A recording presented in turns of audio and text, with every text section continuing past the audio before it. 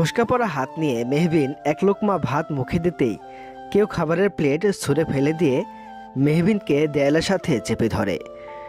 মেহবিন তাকিয়ে দেখে অভ্র, যে এখন মেহবিনের প্রাক্তন। কাল অভ্রের বিয়ে, অভ্রের গায়ে এখনও সেই গায়ে হলুদের পাঞ্জাবি। অভ্র রাগে চিৎকার করে বলল, তুই এখানে দাঁড়িয়ে দাঁড়িয়ে গিলছিস মেহবিন? ওইদিকে আমার মা কত খেটে যাচ্ছে, যে আমার মায়ের কাছে গিয়ে দেখ কিছু লাগবে কিনা। অভ্র মেহবিনের ফুসকা পড়া হাত এমনভাবে চেপে ধরেছে যে মেহবিনের হাতে খুব ব্যথা করছে। ব্যথায় মেহবিনের চোখে জল চলে এসেছে। সারাদিন খাটুনি করে রাতের দিকে এক লোকমা খাবার মুখে দিতে যাচ্ছিল মেহবিন, কিন্তু অভ্রের এরূপ অপমানের বিপরীতে সে খাবারটুকু রেখেই তার খালামনির ঘরের দিকে ছুটল। মেহবিন যেতেই অভ্র রাগান্বিত চোখে আশিকের দিকে তাকালো। অভ্রের চাহনি দেখে আশিক তাড়াতাড়ি রান্নাঘর থেকে বেরিয়ে গেল। আশিক অভ্রের বন্ধু হয় সম্পর্কে। সবসময় আশিকের মেহবিনের প্রতি কুনজর ছিল। হলুদের অনুষ্ঠানে সকলে ব্যস্ত ছিল। এই সুযোগে আশিক রান্নাঘরে মেহবিনকে একা পেয়ে তার সুযোগ নিতে চেয়েছিল। অভ্র সঠিক সময়ে তা দেখতে পেয়ে মেহবিনকে রাগ দেখিয়ে রান্নাঘর থেকে যেতে বলে। কেন যেন আশিক মেহবিনের দিকে কুনজর দেওয়ায় বড্ড রাগ লাগছে অভ্রের। কিন্তু কেন এত রাগ হচ্ছে তা অভ্র নিজেও জানে না। অভ্র জোরে জোরে শ্বাস নিয়ে নিজের রাগটুকু সামলিয়ে গায়ে হলুদের স্টেজের দিকে রওনা দিল। মেহবিন দৌড়ে কোনো রকমে তার খালামনের ঘরের সামনে এসে দাঁড়ায়। অভ্র নামক মানুষটি তাকে সবসময় কষ্ট দেওয়ার জন্য প্রস্তুত থাকে। অভ্র মেহবিনের সম্পর্কে খালাতো ভাই হলেও সে এখন মেহবিনের প্রাক্তন। মেহবিন একসময় অভ্র নামক মানুষটিকে খুব ভালোবাসত, হয়তো এখনও বাসে। মেহবিন খুব ছোটবেলায় নিজের বাবাকে হারিয়ে অনাথ হয়ে গিয়েছিল। মেহবিনের বাবা মারা যাওয়ার পরে মেহবিনের মা হঠাৎ নিখোঁজ হয়ে যায়। মেহবিনের খালামণি ইশরা বেগম নিজের সাথে করে বাড়িতে নিয়ে আসেন। ইশরা বেগমের স্বামীও মেহবিন ছোট থাকতেই মারা গিয়েছিল। খুব ছোট থাকতেই অভ্রকে ইশরা বেগম পড়াশোনার জন্য লন্ডনে পাঠিয়ে দিয়েছিল। মেহবিনের মনে পড়ে যায় 1 বছর আগের কথা, যখন অভ্র দেশে ফিরে এসেছিল। তখন মেহবিন অনার্স প্রথম বর্ষের ছাত্রী। 1 বছর আগে মেহবিন ব্রেকফাস্ট করে ভার্সিটির জন্য রেডি হচ্ছিল। তখনই কলিং বেলটা বেজে ওঠে। মেহবিন তাড়াহুড়ো করে দরজা খুলে এক প্রকার হা হয়ে থাকে। তার সামনে স্বয়ং তার ক্লাস বয় অভ্র দাঁড়িয়ে আছে। মেহবিন প্রায় সবসময় অভ্রের ফেসবুক স্ক্রল করত। কত সুন্দর সুন্দর পিক ফেসবুকে দিত অভ্র। তা দেখে প্রায় মেহবিন শুধু ক্রাশ খেত। সাদা শার্ট পরে সানগ্লাস চোখে দিয়ে তাকিয়ে আছে মেহবিন নামক রমণীর দিকে। শ্যামবর্ণ রঙের সাদা শার্টটা বড্ড মানিয়েছে অভ্রকে। মেহবিন এক প্রকার ঘোরের মধ্যে চলে গেছে। অভ্র মেহবিনের দিকে তাকিয়ে হাত দিয়ে ইশারা করে বলল, কিরে মেহু, তুই এইভাবে দাঁড়িয়ে আছিস কেন হা করে? এইভাবে হা করে থাকলে কিন্তু মাছি ঢুকে যাবে মুখে। অভ্রের এমন কথায় মুখ চুপসে যায় মেহবিনের। খানিকটা লজ্জা তার মুখে স্পষ্ট। অভ্র মেহবিনের লজ্জামাখা মুখের দিকে তাকিয়েছিল, হয়তো কিছুটা মুগ্ধতা নিয়ে। মেহবিন দৌড়ে ছুটে যায় নিজের ঘরের দিকে। মেহবিনকে দৌড়াতে দেখে আনমনে মুচকি হাসে অভ্র। মেহবিনের খালা ইশরা বেগম ছেলেকে দেখে খুশিতে কেঁদেই ফেলে এক প্রকার। অভ্র দেশ থেকে এসেছে প্রায় 1 সপ্তাহ হয়েছে। এর মধ্যে অভ্র ও মেহবিন কিছুটা ফ্রেন্ডলি হয়ে গেছে। মেহবিন হাতের ব্যাগটা নিয়ে ভার্সিটি থেকে সন্ধ্যায় বের হয়। আজ মেহবিনের এক্সট্রা ক্লাস থাকায় মেহবিনের ক্লাস শেষ হয়েছে সন্ধ্যার দিকে। সন্ধ্যার দিকে মেহবিন তেমন একটা বাহিরে থাকে না। রাস্তায় মেহবিন তেমন লোকও দেখতে পাচ্ছে না। পাশেই কিছুটা বখাটে ছেলে দাঁড়িয়ে আছে। দেখে মনে হচ্ছে তারা নেশা করে আছে। মেহবিন তাদের দেখে ভয়ে শুকনো ঢুক গিলল। দ্রুততার সাথে মেহবিন তাদের পাশ কাটাতে নিলে একজন বখাটে উঠে দাঁড়িয়ে মেহবিনের দিকে এগোতে থাকে। মেহবিন ভয়ে দৌড় দিয়ে সামনে থাকা কারোর সাথে ধাক্কা দিয়ে ছিটকে পড়ে যায় মাটিতে। মেহবিন সামনে তাকিয়ে দেখে অভ্র। অভ্র কোমরে হাত দিয়ে বলল, মেহু, তুই এখানে কি করছিস? মেহবিন ভয়ে অভ্রকে জড়িয়ে ধরে বলল, ভাইয়া গো, আমার পেছনে ওরা আসছে, আমাকে বাঁচাও। কারা? পেছনে কিছু বখাটে ছেলে আসছে আমার পেছনে। অভ্র বুঝতে পারলো পাড়ার কিছুটা ভগাটে ছেলে মেহবিনের পিছু নিয়েছে। অভ্র মেহবিনের মাথায় হাত বুলিয়ে বলল, কই, কেউ তো নেই, তুই শুধু শুধু ভয় পাচ্ছিস। মেহবিন অভ্রের শার্ট আরেকটু খামচে ধরে বলল, ওরা আসছে। অভ্র মেহবিনকে আরেকটু শক্ত করে জড়িয়ে ধরে মাথায় হাত বোলাতে বোলাতে বলল, ধুর পাগলি, এত ভয় পাচ্ছিস কেন? আমি আছি তো। আমি থাকতে কেউ তোর ক্ষতি করতে পারবে না। তুই শুধু আমার উপর একটু ভরসা কর লক্ষ্মীটি। অভ্রের কথায় এমন কিছু ছিল যা শুনে মেহবিনের কান্না তৎক্ষণাৎ থেমে যায়। সে যেন অভ্র নামক মানুষটিকে আস্তে আস্তে করে ভরসা করতে শুরু করে। এইভাবেই আরও কয়েকটা দিন চলতে লাগলো। অভ্রের মেহবিনের প্রতি করা কেয়ার, ছোট ছোট বিষয়ে মেহবিনকে হেল্প করা যেন মেহবিনকে অভ্রের প্রতি দুর্বল করে তুলছিল। মেহবিন খুব দেরি করে হলেও বুঝতে পারলো সে ভালোবাসে অভ্রকে। আস্তে আস্তে অভ্র ও মেহবিনের মাঝে তাদের অজান্তেই প্রেমের একটি সম্পর্ক তৈরি হয়। রিলেশনের 11 মাস খুব ভালোই যাচ্ছিল অভ্র ও মেহবিনের। কিন্তু হঠাৎ মায়রা নামক এক অজানা ঝড় অভ্র ও মেহবিনের জীবনে চলে আসে। মেহবিন ভার্সিটি থেকে ফিরে এসে দেখে অভ্র একটি মেয়েকে জড়িয়ে ধরে আছে। মেয়েটির গায়ে মডার্ন ড্রেস। বাড়িতে আজ মেহবিনের খালাও নেই। অভ্রকে অন্য একটি মেয়ের সাথে দেখে মেহবিনের হাত থেকে ব্যাগটি পড়ে গেল। মেহবিন কোনোরকম কাঁপা কাঁপা গলায় বলল, শুভ্র, তুমি কি করছো? অভ্র নিজের থেকে মেয়েটাকে ছাড়িয়ে মেয়েটার হাত ধরে মেহবিনের সামনে হাসি মুখে দাঁড়িয়ে বলল, মেহু, তুই এসেছিস? Meet my fiancé মায়রা। মেহবিন যেন এক পলকের জন্য থমকে যায়। এই মেয়েটা অভ্রের ফিয়ন্সি মানে? এসব কি বলছে অভ্র? মেহবিনকে থম মেরে যেতে দেখে মায়েরা মুচকি হেসে বলল, মেহবিন, তুমি হঠাৎ এভাবে থাম মেরে গেলে কেন? Are you okay? মেহবিন এবার অভ্রের শার্টের কলার চেপে ধরে বলে, এই মেয়েটা তোমার হবু বউ মানে? এসব কি উল্টাপাল্টা বলছো তুমি? আমি একদম ঠিক বলছি। লন্ডনে থাকতে মায়রার সাথে আমার রিলেশন হয়। আমরা একে অপরকে ভালোবাসি, কিন্তু মায়রার সাথে সামান্য কারণে ঝগড়া হয়, যার ফলে আমাদের ব্রেকআপ হয়। আমি জাস্ট দেশে এসে তোর সাথে প্রেমের একটা ছোট্ট নাটক করি, শুধুমাত্র মায়রাকে জেলাস ফিল করানোর জন্যে। মায়রা এখন তার ভুলটা বুঝতে পেরেছে, তাই আমার কাছে ফিরে এসেছে। এখন আমরা দুজন সামনের মাসে বিয়ে করব। That's it.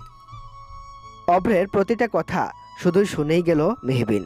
কোনো রকম প্রতিক্রিয়া করল না, শুধুমাত্র আনমনে সিঁড়ি বেয়ে উঠে চলে গেল। মেহবিনের যাওয়ার দিকে অভ্র তাকিয়ে রইল কিছুক্ষণ। মায়েরা মৃদু ধাক্কা দিয়ে বলল অভ্রকে, কি দেখছো তুমি এত অব্র? আমি এতদিন পর এলাম, তুমি আমায় শপিংয়ে নিয়ে যাবে না? অভ্র মুচকি হেসে বলল, অবশ্যই ম্যাম, চলুন। কে রে মেহবিন, তুই এখানে দাঁড়িয়ে কি করছিস? নিজের খালামণির ডাকে মেহবিন অতীত থেকে বেরিয়ে আসে। নিজের চোখের জলটুকু দ্রুত মুছে ফেলে। নিজের কষ্টগুলো সে তার খালামণিকে কিছুতেই দেখাতে চায় না। মেহবিনের খালা অভ্র ও মেহবিনের সম্পর্কের কথা জানে না। এই মানুষটি যদি সব জানতো তাহলে হয়তো খুব কষ্ট পেত।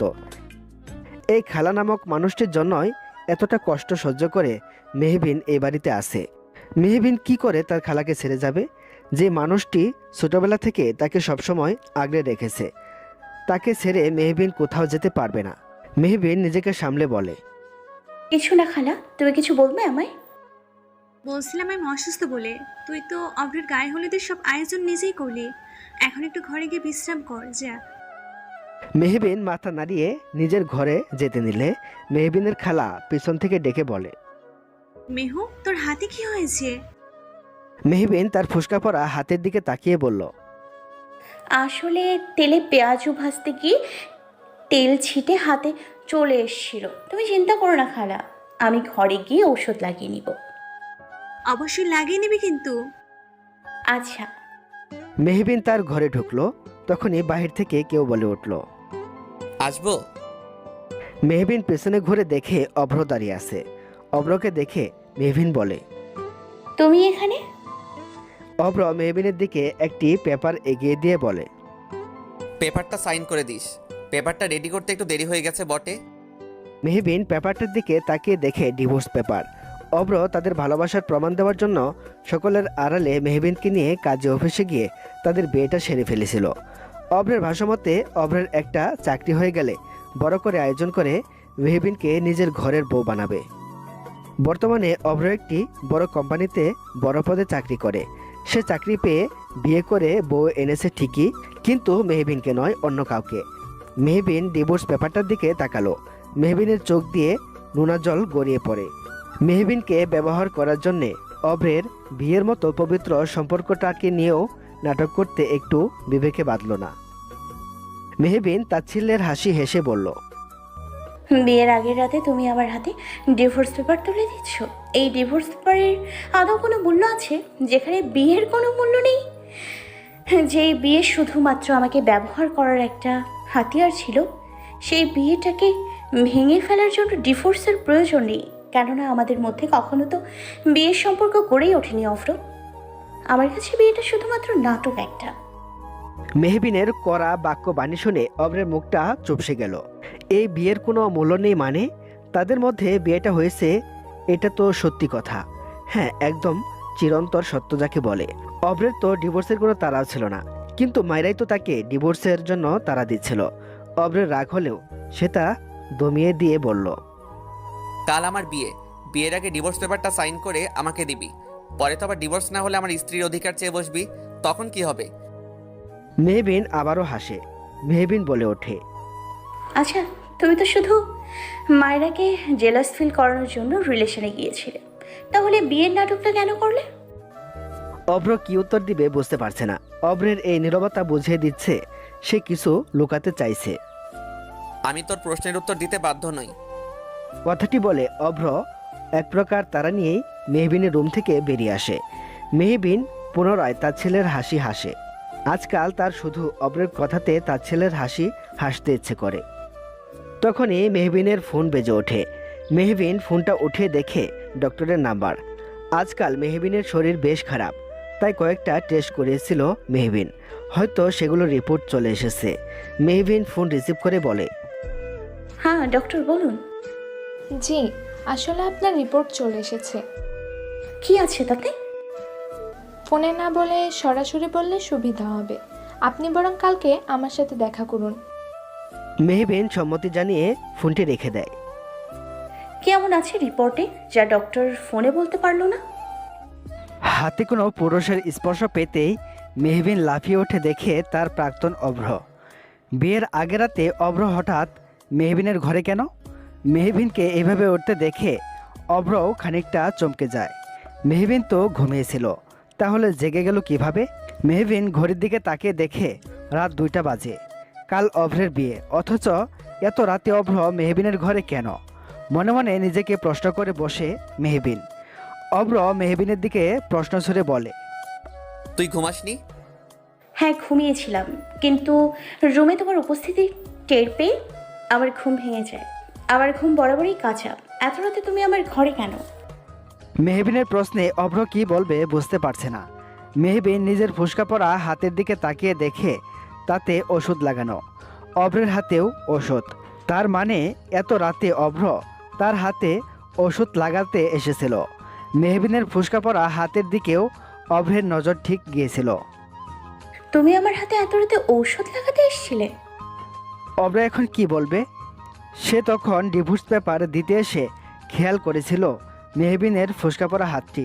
মেহবিন যে মেয়ে, নিজের হাতের দিকে সে একটু যত্ন নেবে না, তাই অভ্রই তার হাতে ওষুধ লাগাতে ঘরে এসেছিল।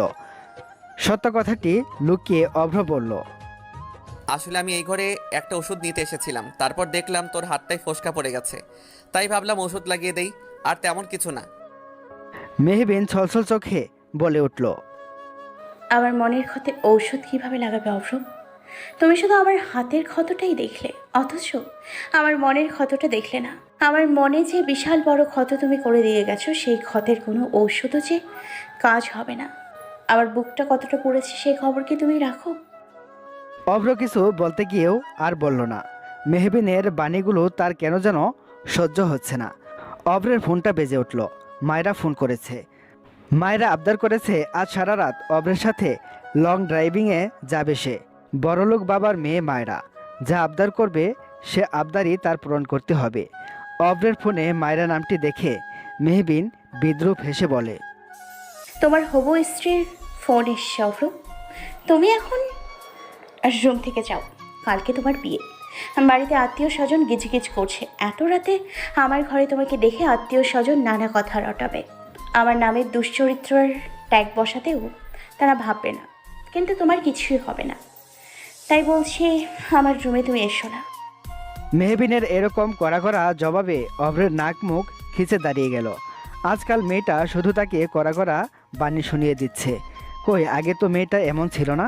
তার কথায় এক প্রকার মিষ্টতার আভাস পেত অভ্র। তাহলে সেই মিষ্টতা কি অভ্রের করা প্রেমের থলে হারিয়ে গেল? হয়তো। অভ্র আর কিছু ভাবতে পারছে না। মায়েরা বারবার ফোন করছে। মেয়েটা অনেকক্ষণ ধরে নিচে গাড়ি নিয়ে অভ্রের জন্য অপেক্ষা করছে। না, মেয়েটাকে আর অপেক্ষা করানো ঠিক হবে না। অভ্র নিচে চলে গেল। মেহবিন দীর্ঘ শ্বাস ফেলল। অভ্র সদর দরজার কাছে গিয়ে চাবি বের করে দরজাটা খুলতে গিয়ে দেখল তার বন্ধুরা সবাই পুরো ড্রয়িং রুম জুড়ে নিজেদের রাজত্ব বিস্তার করে ঘুমাচ্ছে। তাদের দেখে মৃদু হেসে অভ্র ড্রয়িং রুম থেকে বেরিয়ে গেল। অভ্রকে বেরিয়ে যেতে দেখে আশিক উঠে গেল। এতক্ষণ সে ঘুমের ভান ধরেছিল। অভ্র এখন বাড়িতে নেই। বাকি বন্ধুরা ও আত্মীয় স্বজনরা এখন ঘুমাচ্ছে। এই সুবর্ণ সুযোগ আশিক হাতছাড়া করতে চাইছে না। অনেক মেয়ের সাথে সে রাত কাটিয়েছে, কিন্তু মেহবিন একটা মেয়ে বটে। তার শরীরটা দেখলেই আশিকের পক্ষে নিজেকে কন্ট্রোল করা দায় হয়ে যায়। আজকে সে মেহবিনকে নিজের করে ছাড়বেই। আশিক পৌচাশিক হাসি দিয়ে মেহবিনের রুমের দিকে যেতে থাকে। অভ্রকে দেখে মায়েরা অন্যদিকে মুখটা ঘুরিয়ে নেয়। সে আজ অভ্রের সাথে বড্ড রাগ করেছে। এতক্ষণ ধরে তাকে অপেক্ষা করিয়ে নিচে দাঁড় করিয়ে রেখেছে অভ্র। কি এমন মহাকার্য করছিল অভ্র যে তাকে আধা ঘন্টা ধরে নিচে দাঁড় করিয়ে রাখলো? নিজের প্রেয়সীর রাগ হয়েছে বুঝতে পেরে অভ্র পিছন থেকে মায়রাকে জড়িয়ে ধরে বলে, আমার মায়ু বেবির বুঝি খুব রাগ হয়েছে? খুব হয়েছে। আজকে তো তোমার মায়ু বেবি তোমার সাথে কথাও বলবে না। তাহলে আমার কি হবে? আমার মায়ু বেবি যদি আমার সাথে কথা না বলে, তাহলে তো এই অভ্র নামক বেচারা প্রাণীটির দুর্দশা হয়ে যাবে। তোমার মুখে মিষ্ট বাণী আমার কানে না পৌঁছালে আমার অন্তরটা যে জ্বলে পড়ে যাবে, তখন কি হবে? অভ্রের এমন কথা শুনে মায়রা নামক রমণীর সব রাগ গলে জল হয়ে গেল। সে হেসে উঠল অভ্রের কথায়। নিজের প্রেয়সীকে হাসতে দেখে অভ্রও হেসে উঠল। মায়রা অভ্রের বুকে মাথা রেখে বলল, তুমি সারা জীবন আমার হয়েই থাকো অব্র, কখনো বদলে যেও না। তুমি বদলে গেলে আমি যে নিজের অস্তিত্বকে হারিয়ে ফেলবো। মায়রার কথা শুনে অভ্র মুচকি হেসে অভ্র মায়রাকে জড়িয়ে ধরে বলে, আমি তো সবসময় তোমারই আছি, তোমারই থাকবো। বিয়ের আগে আমার প্রমিস তোমার কাছে, মাই ডার্লিং। জানালা দিয়ে এসব কিছুই দেখে যাচ্ছে মেহবিন। অভ্র তো এই বুকে আমাকেও জায়গা দিয়েছিল। এই বুকে আমাকেও জড়িয়ে কত শত ভালোবাসার কথা বলেছিল, কত প্রতিজ্ঞা দিয়েছিল। সেসব কি আজ মিথ্যে হয়ে গেল? সব কিছুই অভ্রের নাটক ছিল। এতটা নিখুঁতভাবে মানুষ অভিনয় করতে পারে? কই, আমি তো এই মিথ্যে অভিনয়গুলো ধরতে পারিনি। তার মানে আমি বোকা ছিলাম বলে অভ্র এতটা নিখুঁতভাবে 11টা মাস ধরে ভালোবাসার অভিনয় করে আমাকে ব্যবহার করে গেল। আচ্ছা, এই 11 মাসের মিথ্যে ভালোবাসার নাটকে অভ্রের মনে কি আমার জন্য একটুও জায়গা হয়নি? হয়তো না। মেহবিনের চোখ থেকে টপ টপ করে জল পড়তে লাগলো। চোখের জলগুলো বড্ড অবাধ্য, নিজের মতো পড়তেই থাকে। মেহবিন আকাশের পানে তাকিয়ে বলল, আচ্ছা, প্রতারকগুলো সবসময় কেন ভালো থাকে? বুঝেছি, হয়তো তারা মানুষের মন ভেঙে পৈশাচিক আনন্দ পায়, অথচ তারা যাদের মন ভেঙে চুরমার করে দেয় তারাই দিন শেষে বুকে কষ্ট নিয়ে বেঁচে থাকে। হ্যাঁ, পৃথিবীতে আজ শুধুই প্রতারকদের রাজত্ব। তারা সব সময়ই বুক ফুলিয়ে সমাজে ঘুরে বেড়ায়। মেহবিন দ্রুত নিজের চোখের জলটুকু মুছে বলে, না, আমি কিছুতেই কাঁদবো না। আমিও দেখিয়ে দিব অভ্র আহমেদকে আমিও পারি। আমিও আমার জীবনে মুভ অন করব। মেহবিন ড্রয়ার থেকে ডিভোর্স পেপারটা বের করে কলমটা হাতে নিয়ে সাইন করতে গিয়েও থেমে যায়। হাতটা প্রচণ্ড রকমের কাঁপছে তার। এই একটা সাইন বিয়ের মতো বন্ধনটাকে শেষ করে দিতে যথেষ্ট। পাশে অভ্রের সাইন জলজল করছে। আচ্ছা, অভ্র যখন সাইনটা করেছিল তখন তারও কি হাতটা কেঁপে উঠেছিল? জানে না মেহবিন। মেহবিনের হাত থেকে কলমটা পড়ে যায়। অভ্র নামক বিশ্বাসঘাতকের কোনো জায়গা নেই মেহবিনের জীবনে। কিন্তু এই কথাটি কিছুতেই সে তার মনকে বোঝাতে পারছে না। মন যে বড্ড অবুঝ, সে মানে না কোনো বাধা, সে শুধু তার নিয়মে চলে। মেহবিনের মাথাটা কেমন যেন চক্কর দিয়ে উঠল। শরীরে তেমন জোর পাচ্ছে না। গ্লাসের পানিটুকু নিয়ে ডক্টরের দেওয়া ওষুধ বের করে খেয়ে ফেলল। মেহবিন তার মায়ের ছবিটা বের করে শক্ত করে জড়িয়ে ধরে বলে, মা, কোথায় তুমি? তোমার মেয়ের যে বড্ড প্রয়োজন তোমাকে। কোথায় হারিয়ে গেলে মা?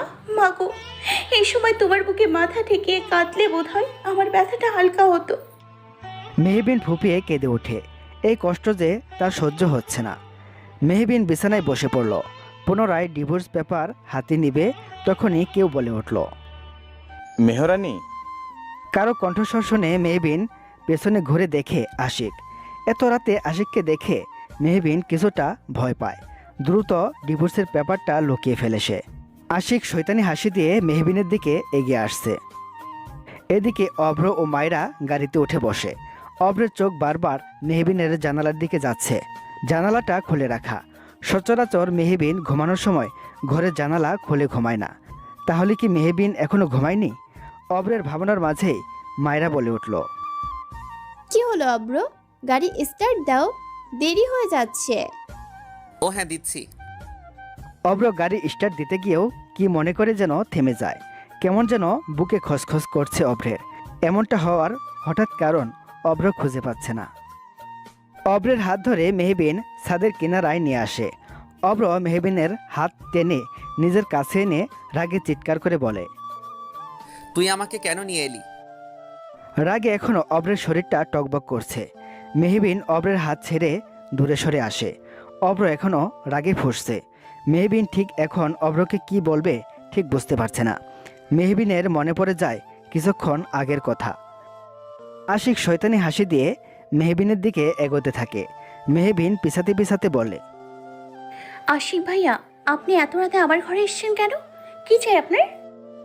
আশিক মেহবিনের একেবারেই কাছে এসে বলে। কেন মেহরানি, তুমি কি বুঝো না আমার যে তোমাকে বড্ড চাই গো?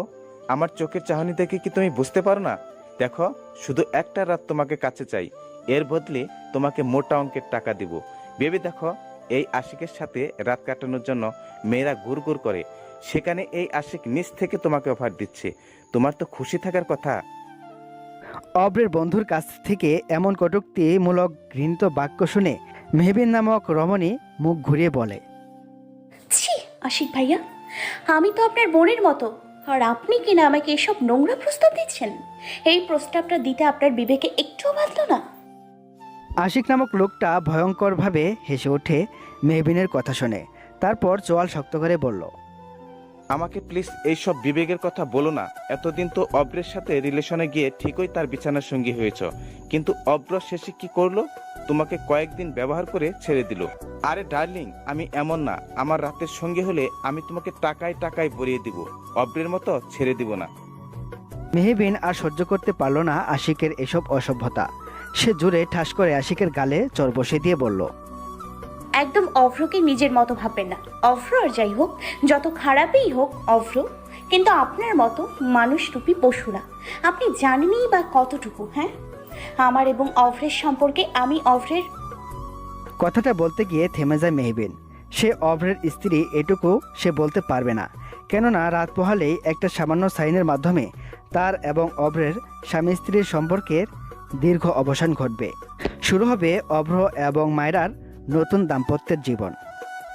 এতক্ষণ ধরে খুব ভালো করে তোকে বোঝাচ্ছিলাম, এইবার দেখবি আমার আসল রূপ। আমাকে পশু বললি না, এইবার দেখ পশু কাকে বলে। আশিক মেহবিনের দিকে এগোতে নিলে মেহবিন দৌড়ে ছাদের দিকে চলে যায়। আশিকও মেহবিনের পিছনে পিছনে ছুটতে থাকে। এদিকে অভ্রকে গাড়ি থামাতে দেখে মায়রা প্রশ্ন করে বসে। কি হলো অব্র? তুমি গাড়ি স্টার্ট দিচ্ছ না কেন? আমাকে যেতে হবে। কেন? অভ্র মেহবিনের জানালার দিকে তাকিয়ে বলল।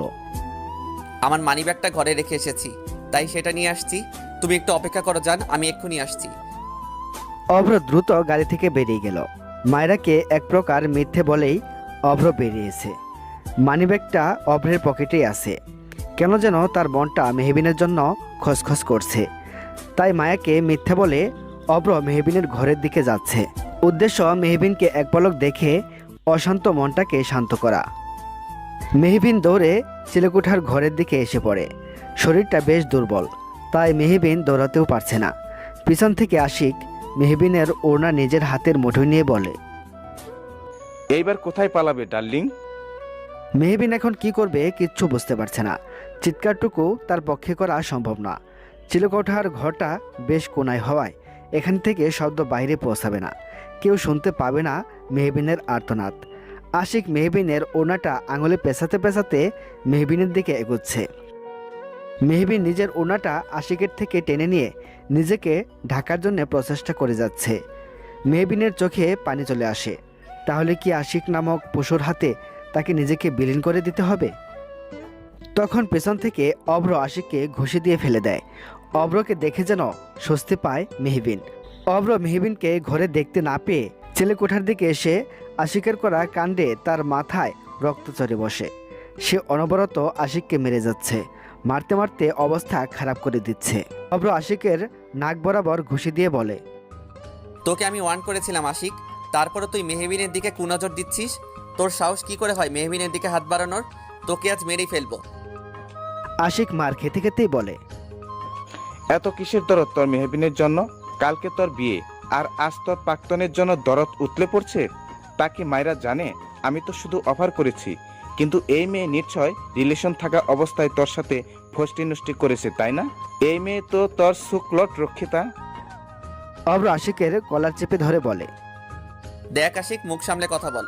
তুই জানিস মেহবিন আমার কে? অভ্রের কথার মাঝে আশিক আবারও বলে উঠল, আগে তুই বল, কে হয় এই মেহবিন তোর, যার জন্য এত দরদ উতলে পড়ছে তোর? আশিকের প্রশ্নে অভ্র চুপ হয়ে যায়। অসহায় দৃষ্টিতে মেহবিনের দিকে তাকায়। মেহবিন হাত মুঠো করে দাঁড়িয়ে আছে। মেহবিন তো তার স্ত্রী। হ্যাঁ, মেহবিনকে সে ভালোবাসে না, কিন্তু পরিস্থিতির চাপে পড়ে হলেও সে মেহবিনকে স্ত্রীর মর্যাদা দিয়েছিল। সমস্যা হলো এই কথা আশিককে কিংবা দুনিয়ার কারো সামনে অভ্র বলতে পারবে না। অভ্রের ভাবনার মাঝেই আশিক অভ্রকে ধাক্কা দিয়ে কোনো রকমে পালিয়ে যায়। অভ্র আশিককে ধরতে গেলে পিছন থেকে মেহবিন অভ্রের হাত ধরে ছাদে নিয়ে আসে। অভ্র ক্ষিপ্ত গলায় বলল, তুই আমাকে ছাদে নিয়ে আসলি কেন? আশিক পালিয়ে গেল। আশিক পালিয়ে না গেলে তুমি আশিককে ঠিক কি উত্তর দিতে অভ্র? আমি তোমার কে? তোমার বিয়ে করার রক্ষিতা? সঙ্গে সঙ্গে অভ্র জোরে চিৎকার করে বলল, রক্ষিতা মানে? মেহবিন, তোর মাথা ঠিক আছে? নিজেকে আমার বিয়ে করা রক্ষিতা বলছিস? হ্যাঁ, আমি তোর সাথে বিয়ের মিথ্যে নাটক করেছি, ভালোবাসাকে হাতিয়ার করে। আমি তোকে ঠকিয়েছি, কিন্তু তোকে কখনোই খারাপভাবে স্পর্শ করিনি আমি। হয়তো করনি, কিন্তু তুমি কি জানো মেয়ের জীবন ঠিক কতটা কষ্টের হয়ে থাকে? আজ আশিক আমাদের সম্পর্ক নিয়ে বাজে মন্তব্য করেছে, কাল গোটা সমাজ করবে এই সমাজে বড্ড খারাপ। তারা সত্যটা না জেনেই মন্তব্য করা শুরু করবে, আমাকে বানিয়ে দেবে রক্ষিতা। তুমি আমাকে আমার আসল পরিচয় সমাজের সামনে দিতে পারবে না। একদমই পারবে না। যেমন আজকে পারোনি, তুমি শুধু পারবে আমাকে দিনের পর দিন ব্যবহার করতে। অভ্র আর মেহবিনের এত কঠোর বাক্যবাণী নিতে পারছে না, তাই সে ছাদের এক কোনায় বসে পড়ে বলল, প্লিজ মেহু, তুই থাম, আমি সত্যি আর নিতে পারছি না। মেহবিন অশ্রুসিক্ত চোখে তাকিয়ে বলল, আমি তো এখনো কিছুই বলিনি অভ্র। কাল তুমি ঠিকই ঢ্যাং ঢ্যাং করে নতুন বিয়ে করতে চলে যাবে, কিন্তু আমার কি হবে সেটা একবারও ভেবে দেখেছো? এই বিষয়ে আমি তোমাকে দোষ দিতেও চাই না, দোষটা আমার। আমি ব্যর্থ হয়েছি। আমার সবচেয়ে বড় ব্যর্থতা কি জানো অভ্র? আমি অযোগ্য মানুষকে ভালোবেসেছিলাম। অভ্র মেহবিনের দিকে তাকালো। কথাটা তাকে ঘিরেই ছিল। মেহবিন তাকে অযোগ্য উপাধি দিচ্ছে। অভ্র রাগ ক্ষোভ নিয়ে হাত মুঠো করে বসে রইল। তোমার ডিভোর্স পেপার আমি কাল ঠিক তোমাকে সাইন করে পাঠিয়ে দিব। মেহবিন কথাটি বলে ছাদ থেকে চলে গেল। অভ্র সেখানেই ঠায় বসে রইল। মায়েরা ফোন করছে, হয়তো অভ্র এত দেরি করছে কেন তা জানতে। অভ্র ফোনটা রিসিভ করে মায়েরাকে জানিয়ে দিল তার শরীরটা খারাপ, তাই সে যেতে পারবে না। মায়েরা যেন এখন বাড়ি চলে যায়। অভ্র দীর্ঘ শ্বাস ফেলল। প্রায় ভোরবেলায় মেহবিন রুম থেকে বেরিয়ে গেল। কাল সারা রাত তার চোখে ঘুম ধরা দেয়নি। দেবে কিভাবে? নিজের ভালোবাসার মানুষের অন্য কারোর সাথে বিয়ে হয়ে যাবে, এই কথাটি মেহবিনের জায়গায় যে কোনো মেয়ের মানতে কষ্ট হবে। মেহবিন বাড়িটার দিকে ভালো করে তাকায়। বাড়িটা একটু পরেই বিয়ের সজ্জায় সজ্জিত হবে। মায়েরা ও অভ্রের বিয়ের এই আয়োজনে মেহবিন থাকতে পারবে না। যতই হোক, সাইন না করা পর্যন্ত অভ্র তার স্বামী। মেহবিন কিছুতেই তার স্বামীর বিয়ের আয়োজন দাঁড়িয়ে দাঁড়িয়ে দেখতে পারবে না। মেহবিন দাঁড়িয়ে গেল বাড়ি থেকে ডক্টর জেসমিনের চেম্বারের উদ্দেশ্যে। ডক্টর জেসমিন নাইটে ডিউটি করে। সকাল 11টার দিকে তিনি বাড়ি চলে যান, তাই ভোরেই মেহবিন হসপিটালে এসেছে। ডক্টরের কেবিনে মেহবিন বসে আছে, কেমন যেন নার্ভাস ফিল হচ্ছে তার। ডক্টর জেসমিন মেহবিনের রিপোর্ট চেক করছে বারবার। গম্ভীর মুখে জেসমিন বলে ওঠে, আপনার বাড়ির লোক কেউ আসেনি? না, আমার রিপোর্টে কি এসছে ডক্টর? আসলে আমি কিভাবে যে বলবো। কিছুটা সংকোচ নিয়ে ডক্টর জেসমিন বললেন, আপনি কোনো প্রকার সংকোচ করবেন না ডক্টর, প্লিজ ডক্টর বলুন রিপোর্টে কি আছে। এবার ডক্টর জেসমিন এমন কিছু বললেন যা শুনে এক প্রকার স্তব্ধ হয়ে গেল মেহবিন। অভ্রের বিয়ের দিনই মেহবিন জানতে পারল সে অভ্রের সন্তানের মা হতে চলেছে। প্রেগনেন্সির রিপোর্টে তা স্পষ্ট। মেহবিনের চোখে জল চলে আসলো। এই জল কি মা হওয়ার আনন্দের নাকি জীবনের মোড় ঘুরিয়ে দেওয়ার কষ্টের? মেহবিন অসহায় দৃষ্টিতে ডক্টরের দিকে তাকালো। মেহবিনের প্রশ্নবোধক দৃষ্টি বুঝতে পেরে ডক্টর বললেন, দেখুন মেহবিন, আমি আপনাকে কয়েকটা টেস্ট করতে দিয়েছিলাম, মনে আছে? তার মধ্যে প্রেগনেন্সির টেস্টও দিয়েছিলাম। আমার কেন যেন আপনার সিস্টেম দেখে মনে হচ্ছিল আপনি প্রেগনেন্ট, যদিও আমি শিওর ছিলাম না। তাই আমি আপনাকে বাকি সব টেস্টের সাথে প্রেগনেন্সির টেস্টটাও দিয়েছিলাম। অ্যান্ড কংগ্রাচুলেশন মিসেস, আপনি মা হতে চলেছেন। মেহবিন উঠে দাঁড়িয়ে বাইরে চলে গেল। তার মাথা কাজ করছে না, এসব কিভাবে হলো? তখনই তার মনে পড়ে গেল 3 মাস আগের কথা। 3 মাস আগেই অভ্র তার ভালোবাসার পরীক্ষা দেওয়ার জন্য মেহবিনকে বিয়ে করেছিল। বিয়ের উপলক্ষে সেদিন অভ্র মেহবিনকে নিয়ে সব বন্ধুদের নিয়ে 5 স্টার হোটেলে পার্টি দিয়েছিল। যদিও অভ্রের বন্ধুরা বিয়ের ব্যাপারটা জানতো না, তারা শুধু জানতো অভ্র মেহবিনের সাথে রিলেশনে আছে। অভ্র সেদিন বন্ধুদের জন্য পার্টিতে অনেক ড্রিঙ্ক করেছিল। অভ্রের বন্ধুরা জোর করে মেহবিনকেও ড্রিঙ্ক করতে ফোর্স করছিল, যদিও মেহবিন এসব একদম পছন্দ করে না। কিন্তু তাদের জেদের সাথে না পেরে ড্রিঙ্ক করেই ফেলেছিল মেহবিন। অভ্র ও মেহবিন দুজনেই ড্রিঙ্ক করেছিল প্রচুর পরিমাণে। তার মধ্যে অভ্রের বন্ধুরা মজার ছলে মেহবিন ও অভ্রকে রুমে আটকে দিয়েছিল। মেহবিন ও অভ্র এতটাই ড্রাঙ্ক ছিল যে তারা নিজের অজান্তেই অনেকটা কাছে চলে এসেছিল। ভোরবেলায় ড্রাঙ্ক অবস্থাতেই অভ্র বেরিয়ে যায়। অতিরিক্ত ড্রাঙ্ক অবস্থায় থাকায় অভ্রের সেদিনের ঘটনা কিছুই মনে নেই।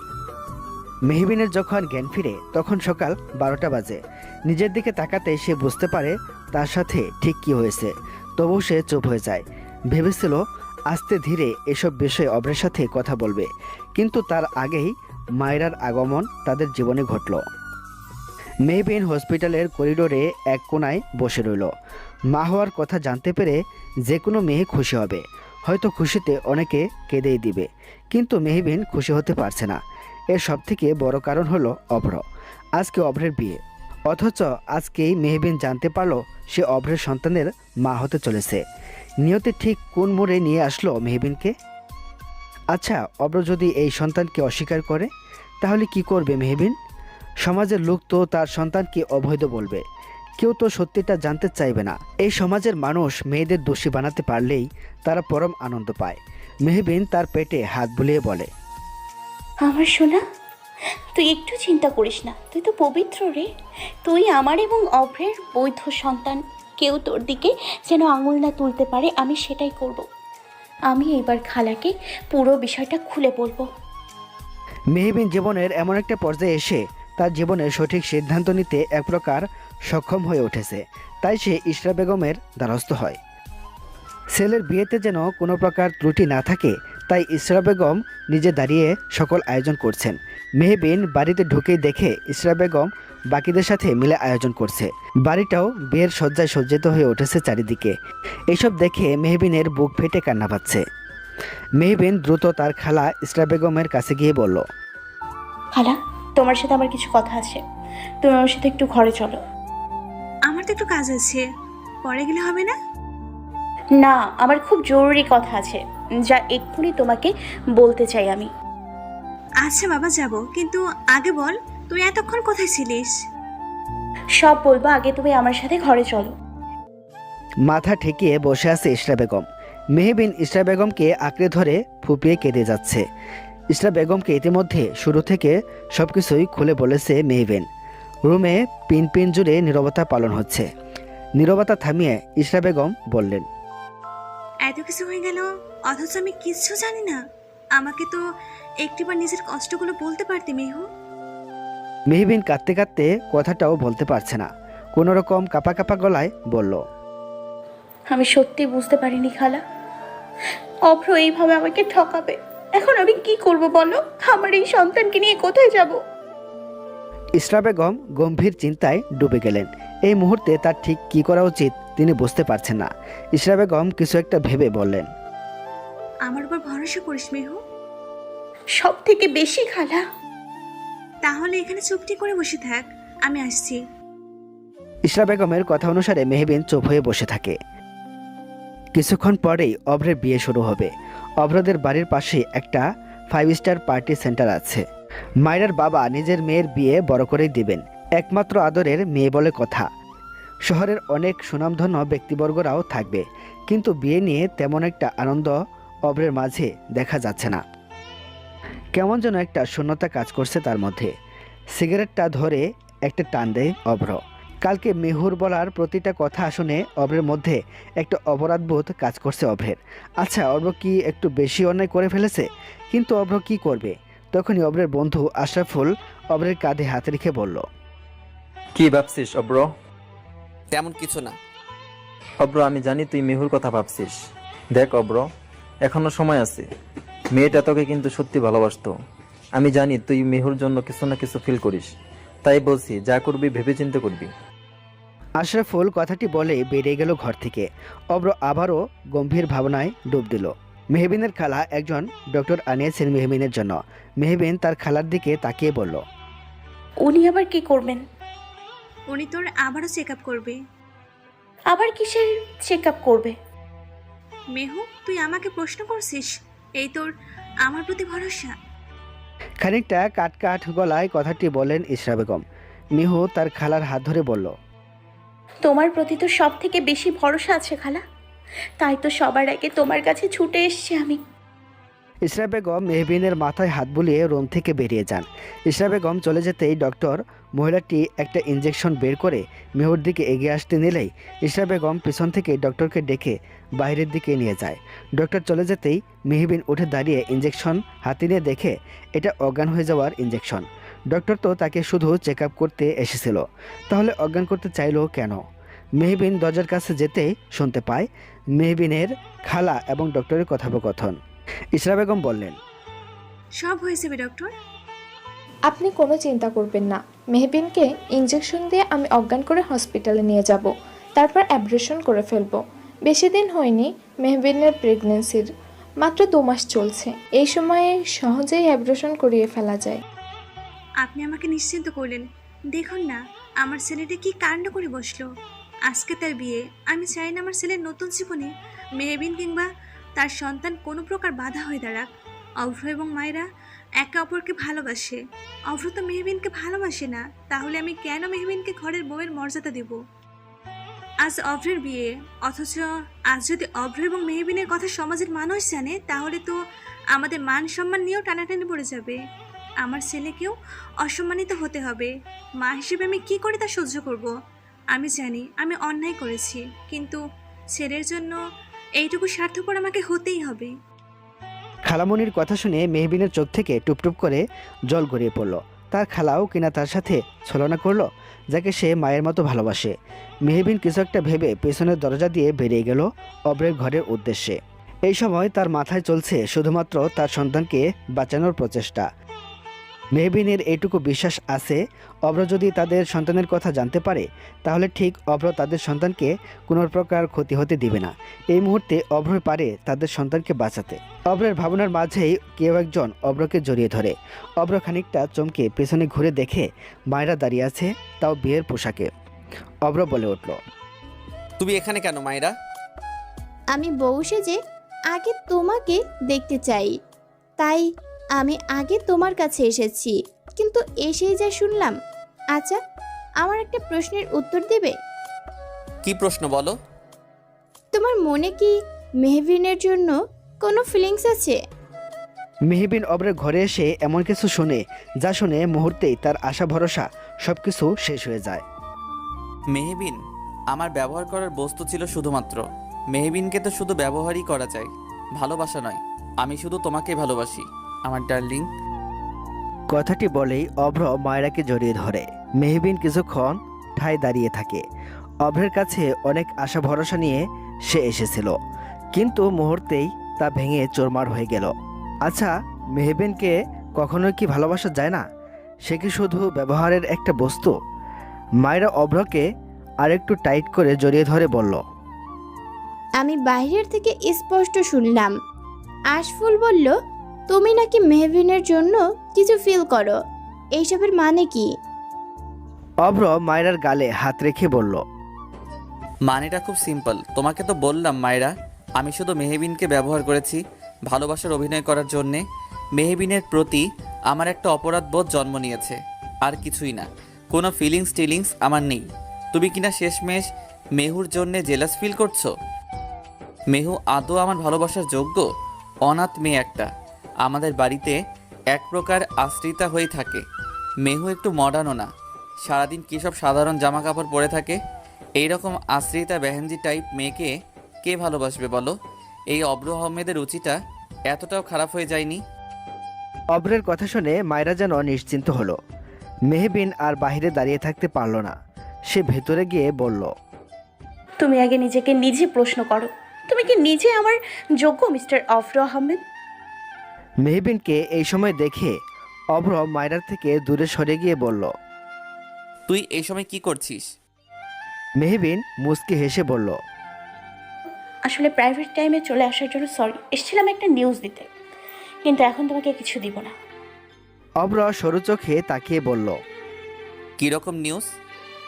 মেহবিন হাত ভাঁজ করে বলল, সেই খবর পাওয়ার কোনো রকম অধিকার কিংবা যোগ্যতা তোমার নেই মিস্টার অভর আহমেদ। আর একটু আগে কি বললে? আমি তোমার অযোগ্য বেহেনজি টাইপ।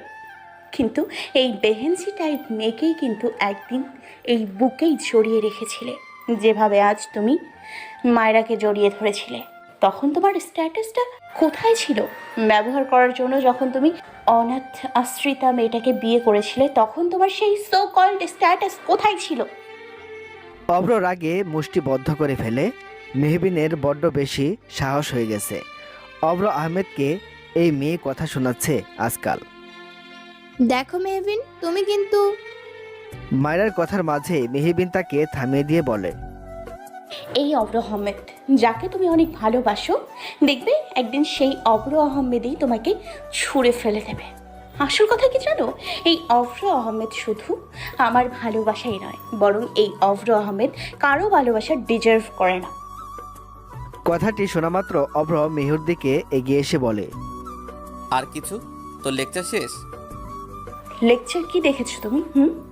আমি যদি লেকচার শুরু করি তাহলে তো দিন পেরিয়ে রাত হয়ে যাবে, লেকচারই শেষ হবে না। মায়েরা আর না পেরে বলল। মেয়ে তুমি থাকবে? মেহবিন আনমনে হেসে বলে, এক সেকেন্ড ওয়েট করো, আমি আসছি। কথাটি বলে উপরে সিঁড়ি বেয়ে নিজের ঘরের দিকে যায় মেহবিন। মেহবিন ঘরে গিয়ে একটি খাম বের করে খুলে দেখে তাতে অভ্রের দেওয়া ডিভোর্স পেপারটা। চোখ থেকে আবারও দুফোঁটা চোখের জল বেরিয়ে গেল। ডিভোর্স পেপারটা দেখলেই শুধু কান্না পায় তার। এই কান্না যে বড্ড কষ্টের কান্না। মেহবিন নিজেকে শক্ত করলো। নিজের সন্তানের জন্য হলেও তাকে শক্ত হতে হবে। তার মনে শুধু একটাই চিন্তা, তার সন্তানকে একটি সুন্দর উজ্জ্বল ভবিষ্যৎ দেওয়া। তার জন্য মেহবিন অভ্র নামক মানুষটিকেও নিজের মন থেকে দূরে সরিয়ে দিবে, অনেক দূরে। মেহবিন জানে এই বাড়িতে থাকলে খালা কিংবা অভ্র কেউ তার সন্তানকে বাঁচতে দিবে না। তাই অনেকটা কঠোরতার সাথেই মেহবিন একটি কঠিন সিদ্ধান্ত নিল। আজ অভ্রের বিয়ের দিনই সে অভ্রকে ডিভোর্স দিয়ে অনেক দূরে চলে যাবে। মেহবিন নামক রমণী আবারও কেঁদে ওঠে, কিন্তু নিজেকে সামলিয়ে নেয়। বড় বড় পা ফেলে অভ্রের ঘরের দিকে যায়। অভ্র এবং মায়েরা এখনও ঘরে দাঁড়িয়ে আছে। মেহবিন ঘরে ঢুকে টেবিলের উপর ডিভোর্স পেপারটা রাখে, তারপর কলম বের করে নেয়। মেহবিন এই মুহূর্তে ঠিক কী করতে চাইছে তা মায়েরা এবং অভ্র উভয়ের কাছেই স্পষ্ট। মায়েরা তো অনেক খুশি। অভ্র নির্বিকারভাবে তাকিয়ে আছে মেহবিন নামক রমণীর দিকে।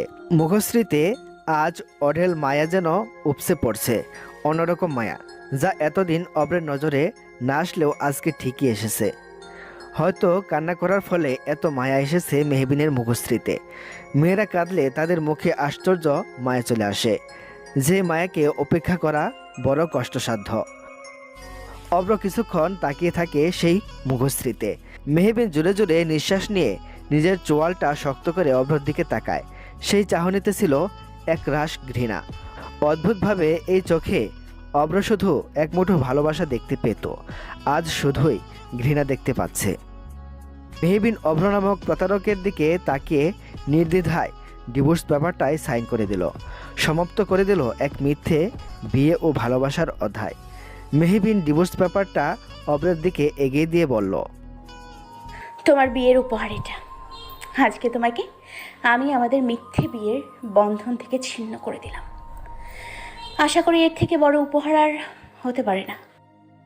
অভ্র নামক যুবকটি চমকায়, এত সহজেই তাদের ডিভোর্স পেপারটা হয়ে গেল। তখনই অভ্রর বন্ধু এসে বলল, কি রে অব্র, আর কতক্ষণ? বিয়ে তো একটু পরে শুরু হবে। আরে মায়েরাও আছে তো দেখি। এখন হবে আসল মজা। বর এবং বউকে নিয়ে আমরা একসাথে বিয়ের সেন্টারে ঢুকবো। বেশ মজাদার এবং অন্যরকম হবে ব্যাপারটা।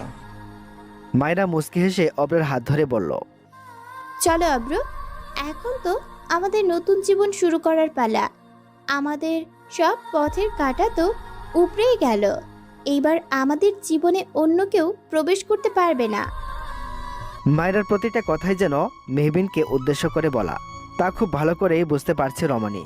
সেও এবার কটাক্ষতার সুরে বলে উঠল, জানো, এইসব কথাতে আমার এখন কোনো কষ্ট হবে না।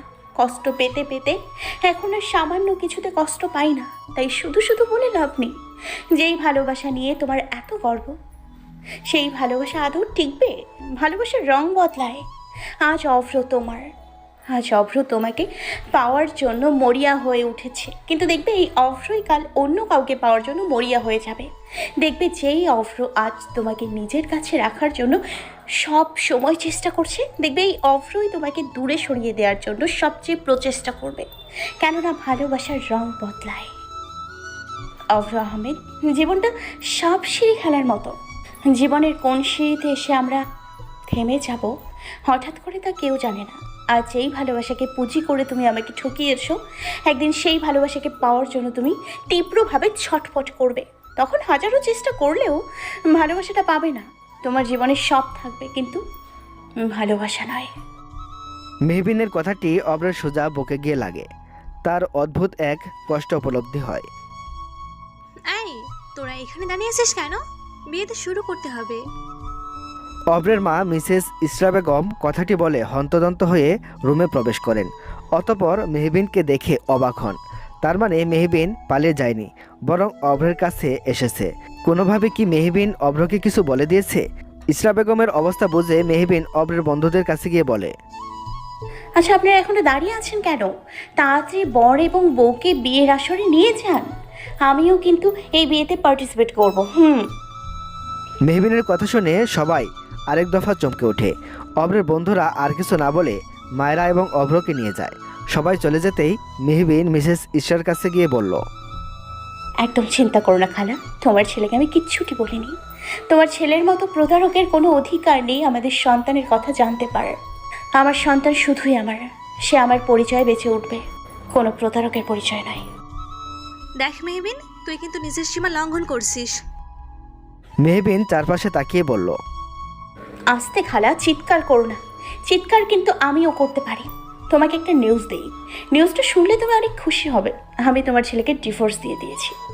এখন থেকে আমরা আর স্বামী স্ত্রী নই। এতে আমার বিন্দুমাত্র আক্ষেপ নেই, কেননা আমি যে ওই প্রতারকটাকে নিজের জীবন থেকে দূরে সরাতে পেরেছি, এটাই আমার সবথেকে বড় সার্থকতা। কথাটি বলে মেহবিন বিয়ের আসরের দিকে চলে যায়। কাজী সাহেব ইতিমধ্যেই সেখানে চলে এসেছেন। কাজী সাহেব পেপারসগুলো নিয়ে প্রথমে অভ্র এবং মায়রাকে দিয়ে সাইন করিয়ে নেয়। মায়রা প্রথমে সাইন করে দেয়। অভ্রের সাইন করতে গিয়ে তার এবং মেহবিনের বিয়ের কথা মনে পড়ে যায়। অভ্র মেহবিনের দিকে তাকায়। আচ্ছা, মেয়েটা এভাবে কি করে দাঁড়িয়ে আছে? আর কেউ না জানুক, অভ্র জানে মেহবিনের কষ্ট হচ্ছে, তবুও ঠায় দাঁড়িয়ে আছে। অভ্র আর কিছু না ভেবে সাইন করে ফেলে। অতঃপর কাজী সাহেব প্রথমে অভ্রকে কবুল বলতে বলেন। অভ্র কিছুক্ষণ চুপ থাকে। মেহবিনের কষ্ট হলেও সে ঠায় দাঁড়িয়ে আছে। এই একটিমাত্র কবুলের মাধ্যমে সে এবং অভ্র বিয়ে নামক বন্ধনে আবদ্ধ হয়েছিল। সে বিয়ে অবশ্য এখন ভেঙে গেছে। এখন আবারও সেই কবুল শব্দের মাধ্যমেই অভ্র এবং মায়রা বিয়ের মাধ্যমে নতুন জীবন শুরু করবে। কথাগুলো ভাবতে মেহবিনের চোখে জলে ভরে ওঠে। তবুও সে আজকে দাঁড়িয়েই থাকবে। মেহবিন খুব ভালো করেই বুঝতে পারছে তার দাঁড়িয়ে থাকার কারণে অভ্রের প্রচণ্ড অস্বস্তি হচ্ছে। তাই তো মেহবিন দাঁড়িয়ে আছে। অভ্র তার পাশে বসে থাকা মায়রার দিকে তাকায়। হ্যাঁ, এই মায়রাকেই অভ্র অনেক ভালোবাসে, যার পাশে অভ্রকে সবথেকে বেশি মানায়। মেহবিন কখনো তার যোগ্য ছিল না। অভ্র কবুল বলে ফেলল। সবাই আলহামদুলিল্লাহ বলল। মেহবিন নিজের চোখের পাশে লেপ্টে থাকা জলটুকু মুছে অভ্র এবং মায়রার কাছে গিয়ে বলল, অভিনন্দন নব দম্পতিকে। খুব সুখী হও তোমরা। যদিও তোমাদের কপালে সুখ আছে কিনা তা নিয়ে আমার যথেষ্ট সন্দেহ আছে। এই মেয়ে, তুমি কি বলতে চাইছো? মায়রা ক্ষিপ্ত গলায় কথাগুলো বলল। মেহবিন মুচকি হেসে বলল, তা না হয় সময়ের উপর ছেড়ে দিই। ঠিক আছে, আসছি। ভালো থেকো সবাই। আল্লাহ হাফেজ। কথাটি বলে এক প্রকার ছুটে বেরিয়ে গেল মেহবিন। মেহবিনের কথার মানে বুঝতে অসুবিধা হলো না অভ্রের। তার মানে মেহবিন চলে যাচ্ছে এই বাড়ি ছেড়ে, তাদের থেকে অনেকটা দূরে। অভ্রের বুকটা ধক করে ওঠে। অভ্র উঠে দাঁড়িয়ে চলে যেতে নিলে পিছন থেকে তার মা তার হাত ধরে বলে, কোথায় যাচ্ছ তুমি? মা, মেহু চলে যাচ্ছে। যাক, তোমাকে এত ভাবতে হবে না। তুমি এখন মায়রাকে নিয়ে ভাবো। মায়ের কথায় অভ্র দমে গেল। রাস্তায় এলোমেলোভাবে হেঁটে যাচ্ছে মেহবিন। কোথায় কার কাছে যাবে মেহবিন জানে না। এই বিরাট ঢাকা শহরে তার তো কেউ নেই। মেহবিন শুধু এটাই জানে তাকে অনেক দূরে যেতে হবে, অভ্রের থেকে অনেক দূরে, যেখানে মেহবিন এবং তার সন্তান ভালো থাকবে। সকাল থেকে কিছু না খাওয়ার জন্যে মেহবিনের শরীরটা প্রচণ্ড দুর্বল। ঠিকমতো হাঁটতেও পারছে না, মাথা ঘোরাচ্ছে। সামনে একটি বিশাল গাড়ি মেহবিনের দিকেই এগিয়ে আসছে। গাড়িটা একটু এগোলেই হয়তো মেহবিনকে ধাক্কা দিয়ে চলে যাবে। রাস্তার লোকেরা গাড়ির সামনে থেকে মেহবিনকে সরে যেতে বলেছে, কিন্তু মেহবিন পারছে না। হাঁটার শক্তিটুকু সে পাচ্ছে না। তাহলে কি এখানেই শেষ হয়ে যাবে তার এবং তার সন্তানের জীবনের অধ্যায়? মেহবিন কি সঠিক সিদ্ধান্ত নিল? চোখ খুলে নিজেকে হসপিটালের বেডে আবিষ্কার করে মেহবিন।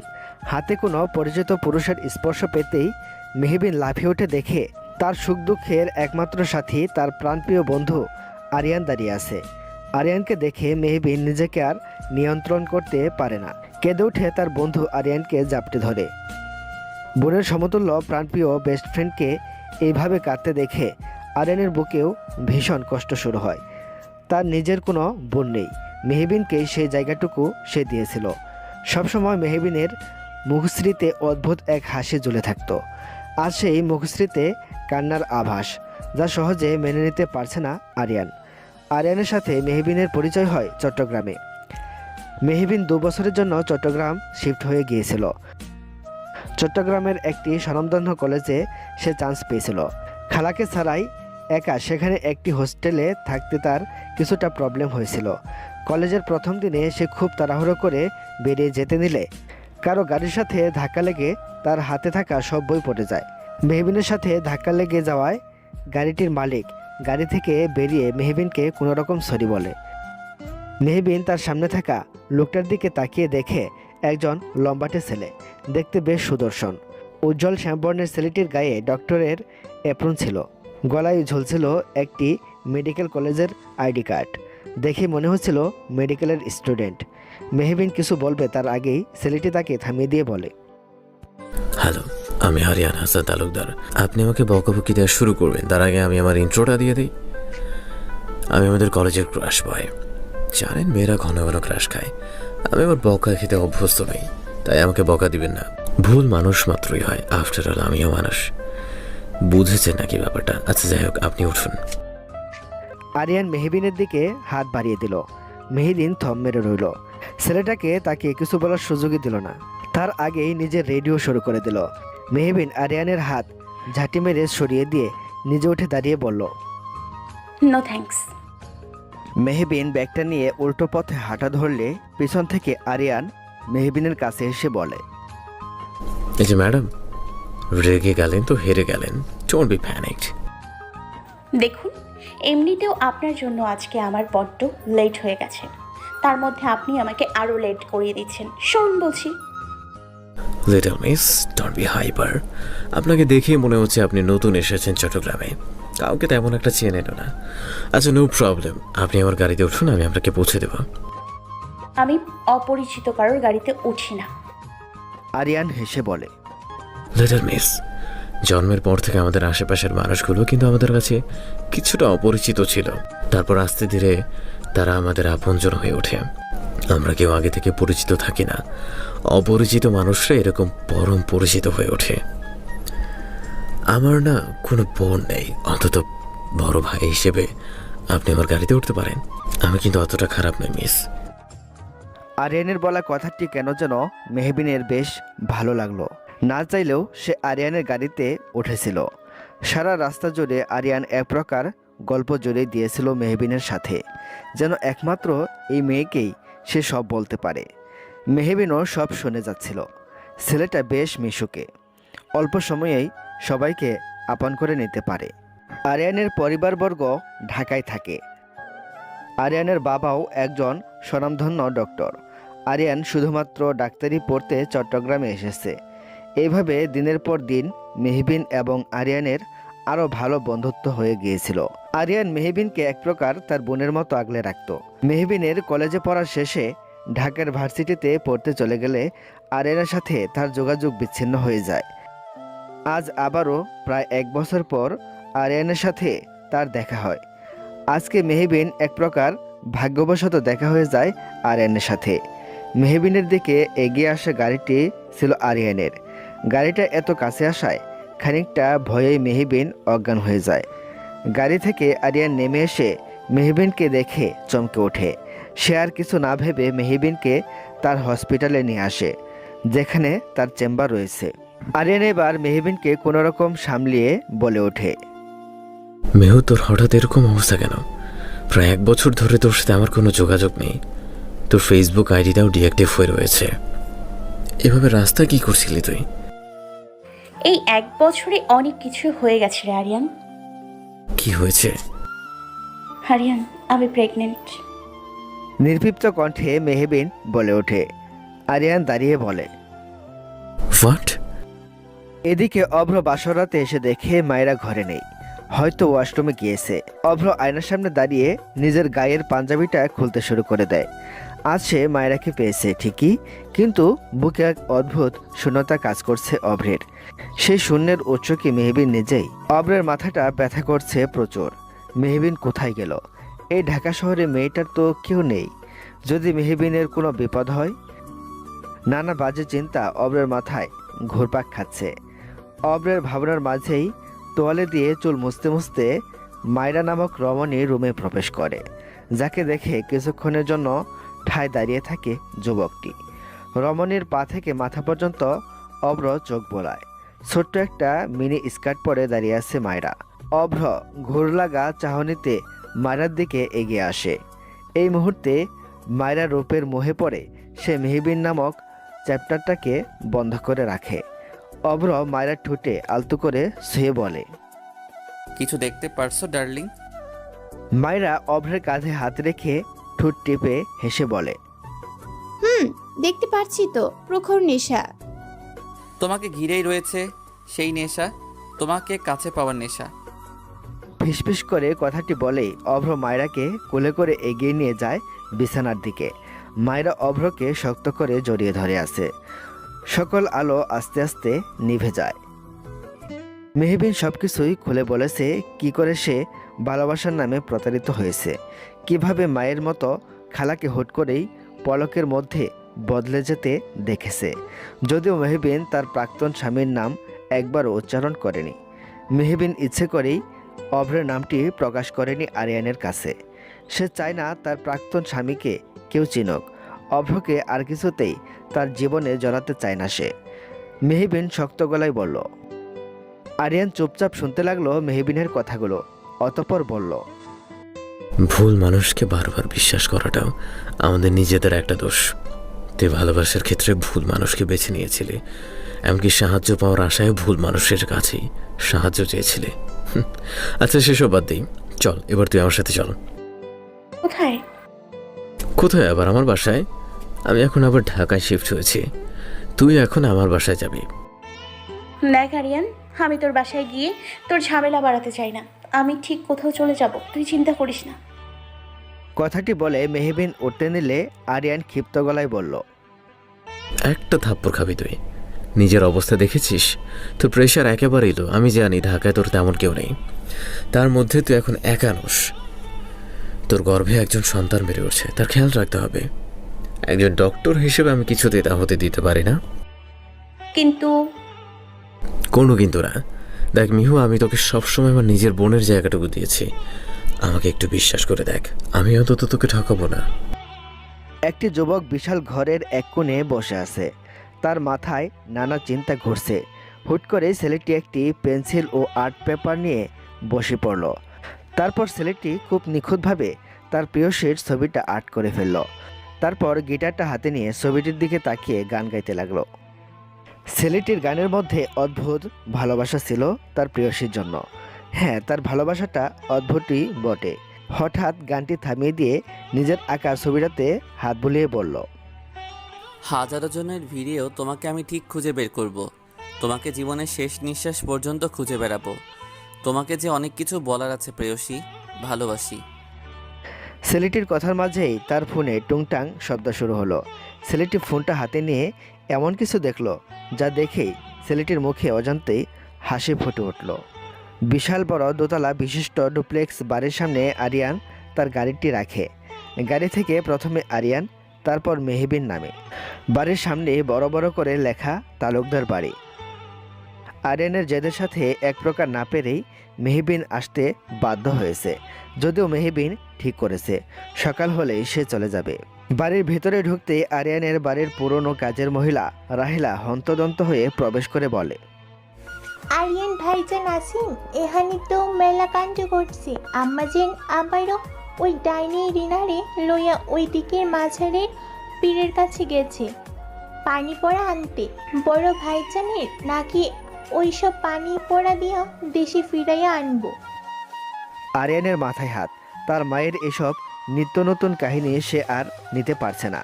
মেহবিনের মাথার উপর দিয়ে সব যাচ্ছে, যা ভালো করে টের পাচ্ছে আরিয়ান। আরিয়ান আবারও দরজা দিয়ে বেরিয়ে যায় তার মায়ের উদ্দেশ্যে। মেহবিনের কাছে অল্প অল্প স্পষ্ট হলেও কিছু কিছু বিষয় তার মাথার উপর দিয়ে যাচ্ছে। থাক, আরিয়ান ফিরলে না হয় জেনে নেবে। মেহবিন ড্রয়িং রুমে প্রবেশ করতেই তার চোখ পড়ে যায় ছবির বিশাল ফ্রেমে থাকা এক যুবকের দিকে। ফর্মাল ড্রেসে দাঁড়িয়ে আছে, ঠোঁটে হাসি ঝুলিয়ে, যাকে বলে আলতো হাসি। আরিয়ানের মতোই বেশ লম্বাটে ছেলে। দেখেই বোঝা যাচ্ছে ছেলেটি তার ফিটনেস নিয়ে যথেষ্ট সচেতন।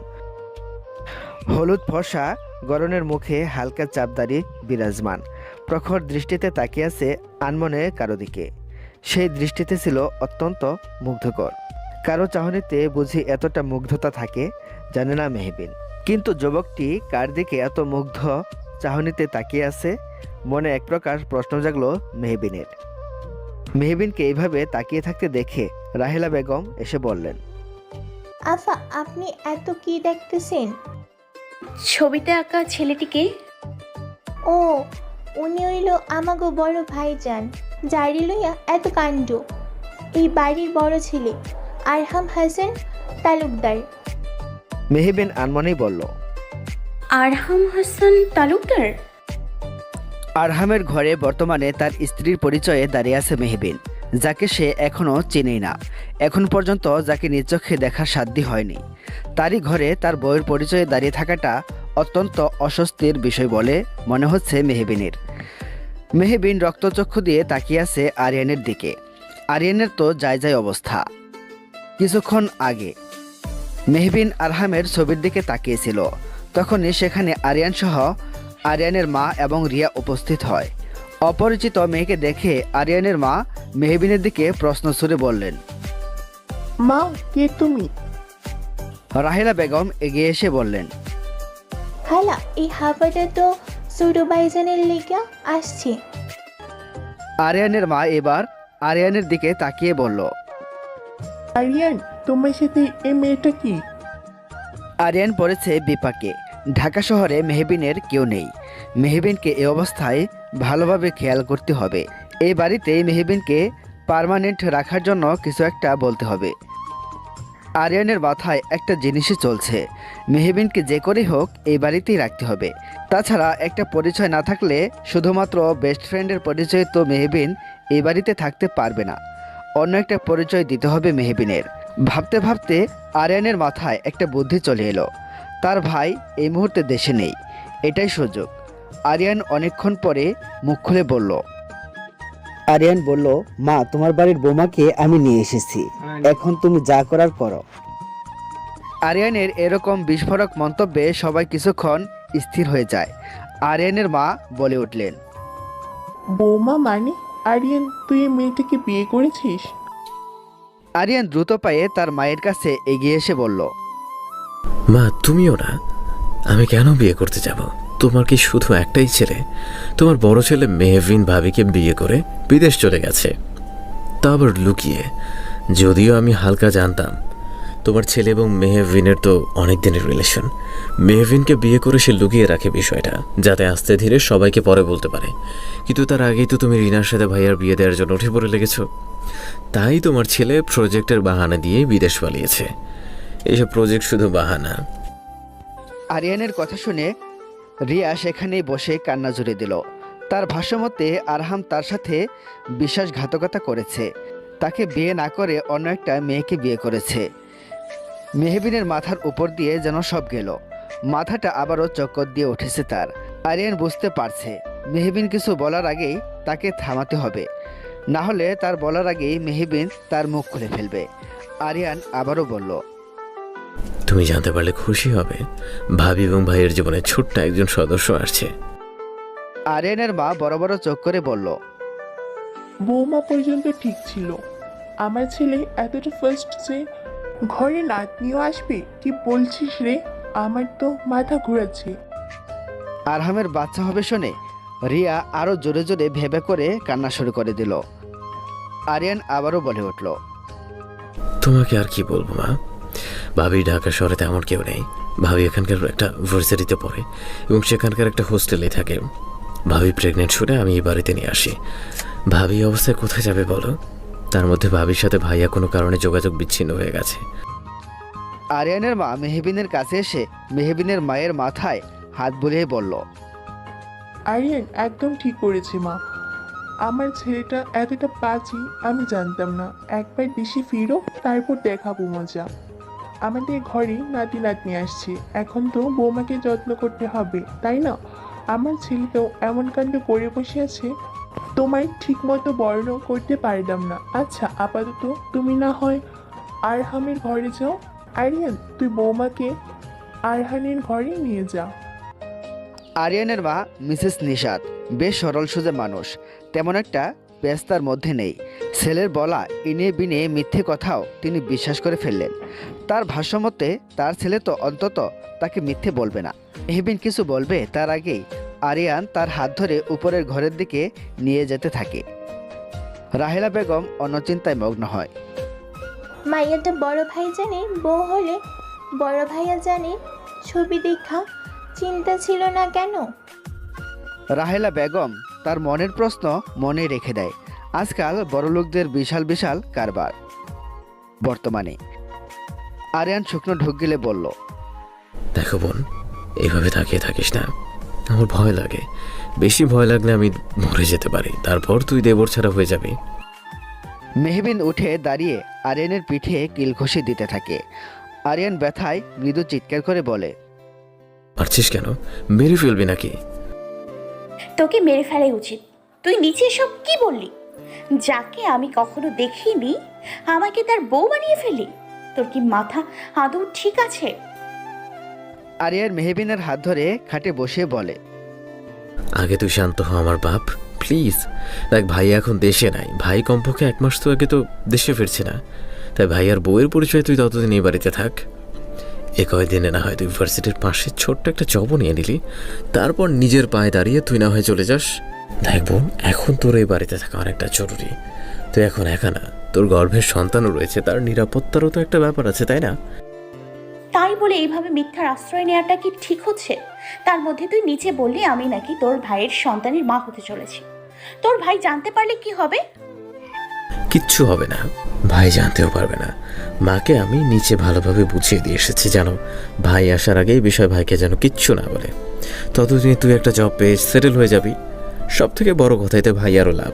রিয়া হলো মায়ের বান্ধবীর মেয়ে, মেয়েটা একদমই ভালো না। মেয়েটার অনেকগুলো ছেলের সাথে রিলেশন।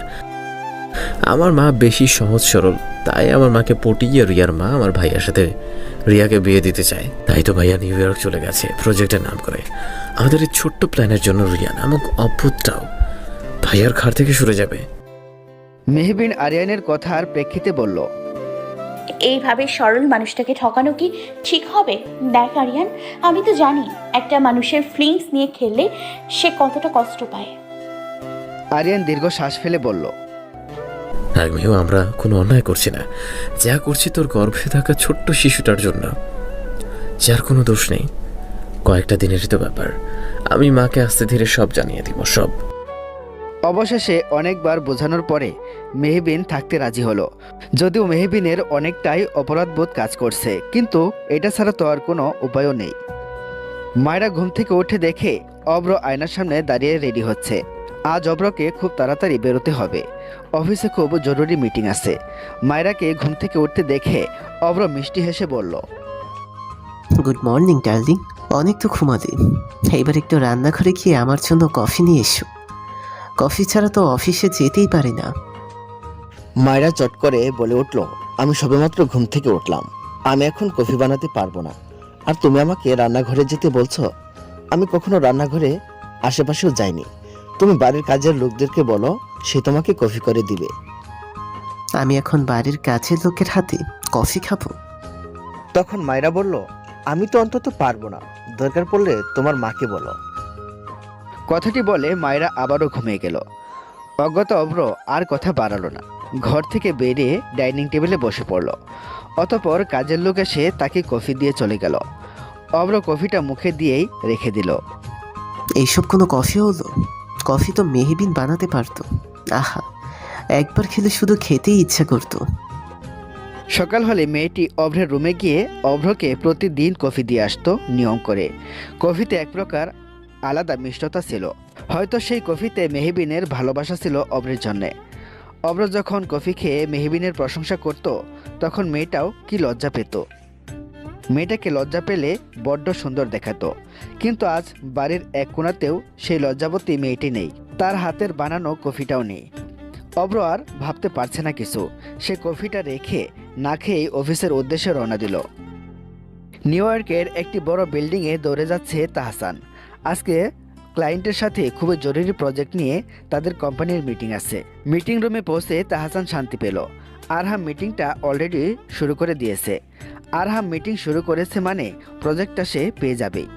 আরহাম বেশ সময়নিষ্ঠ, সময়ের মধ্যেই সে সব কাজ করতে পছন্দ করে। আরহাম এসআই কোম্পানির একজন আর্কিটেকচার। এসআই কোম্পানির মূল শাখা নিউ ইয়র্কে। আরহাম তাদের দেশের পুরনো সব বাড়ির ডিজাইন নিয়ে ইন্ডিয়ার ক্লায়েন্টের সাথে মিটিং করছে। আরহামের দেওয়া প্রতিটা প্রেজেন্টেশন এবং তার বাচনভঙ্গিগুলো মেয়ে ক্লায়েন্ট সহ সকলের কাছেই বেশ ভালো লাগে। আরহাম তার বক্তব্য শেষ করলে সকলে একসাথে হাততালি দিয়ে উঠে দাঁড়ায়। আরহামের করা প্রজেক্টটি সাকসেসফুল হয়েছে। তাহসানও হাততালি দেয়। অতঃপর একজন ইন্ডিয়ান বাঙালি ক্লায়েন্ট উঠে দাঁড়িয়ে আরহামের সাথে হাত মিলিয়ে বলল, আমি আপনার আজকের প্রেজেন্টেশনে যথেষ্ট মুগ্ধ মিস্টার আরমান হাসান তালুকদার। এই ডিলটা আমি আপনাদের কোম্পানিকে দিতে চাই। বলতে হবে এই কোম্পানিকে এগিয়ে নিয়ে যাওয়ার জন্য আপনার অনেক অবদান আছে।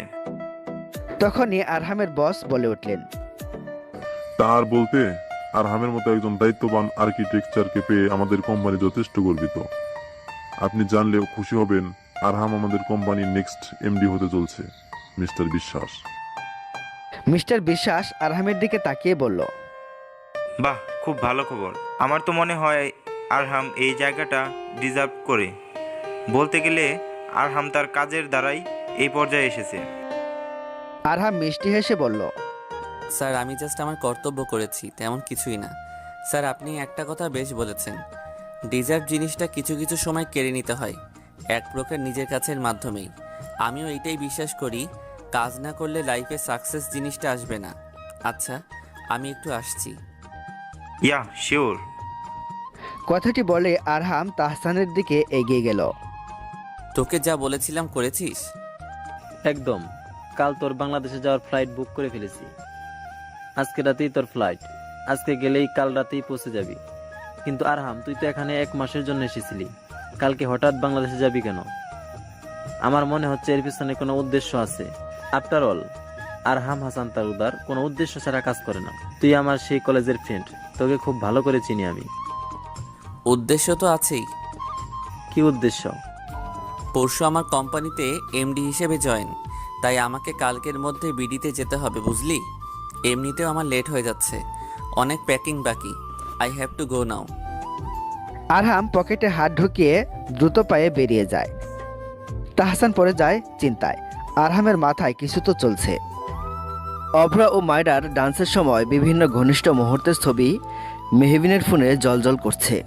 নিজের প্রাক্তন স্বামীর সাথে তার বর্তমান স্ত্রীর এতটা ঘনিষ্ঠ মুহূর্তের ছবি দেখে কোনো মেয়েই হয়তো নিজেকে ঠিক রাখতে পারবে না, যেমন মেহবিন এখন পারছে না। রাতের দিকে আরিয়ান ও তার মায়ের সাথে মেহবি ডিনার করে আরহামের ঘরে চলে আসে। আরিয়ানের মা বেশ যত্ন করে মেহবিনকে খাইয়ে দিয়েছিল। তখন মেহবিনের চোখ ছলছল করে উঠেছিল।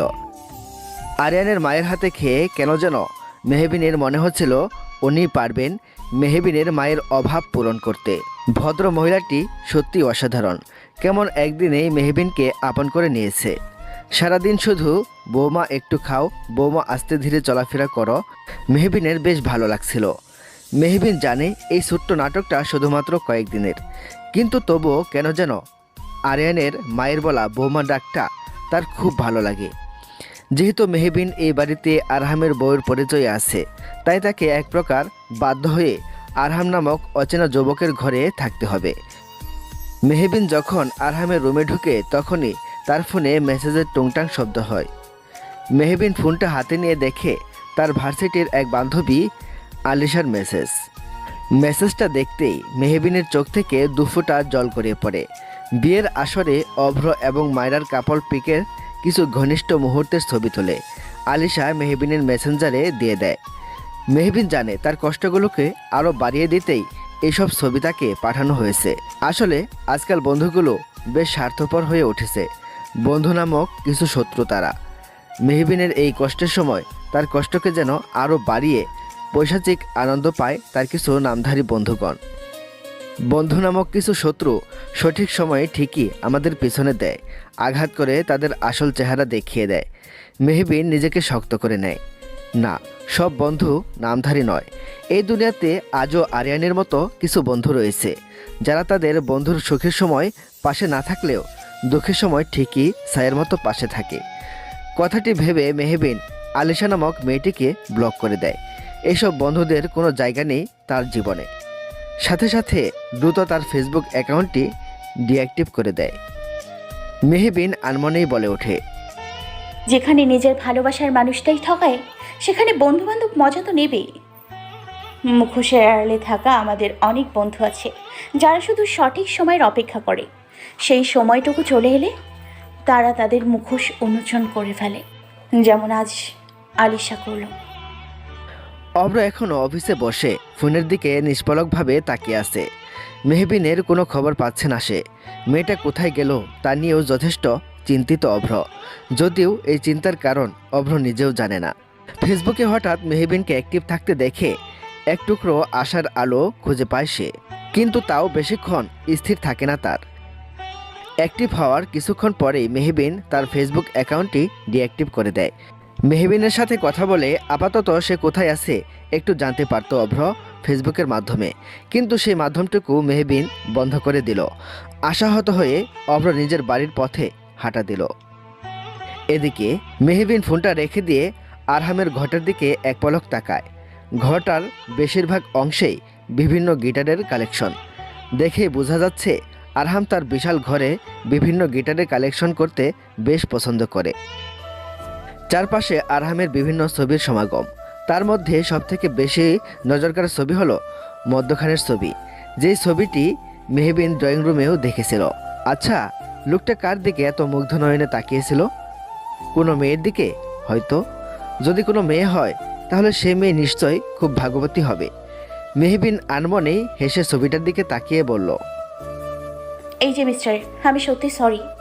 এইভাবে আপনার ঘরে মিথ্যে বউয়ের অভিনয়ে আমি থাকছি, বাট প্রমিস কালকে থেকে ইন্টারভিউ দেওয়া শুরু করব আমি। চাকরিটা পেলেই আমি চলে যাব, ততদিন এই অভিনয়টা আমাকে করতেই হবে। বাট বিশ্বাস করুন, আমি আপনার বিছানাতেই ঘুমাবো না। আপনি রাগ করবেন না, হ্যাঁ? মেহবিন কথাটি বলেই নিচের মেঝেতেই ঘুমিয়ে পড়েছে। অভ্র সারাদিন অফিস করে ক্লান্ত শরীর নিয়ে বারান্দায় কফি নিয়ে বসে পড়ে।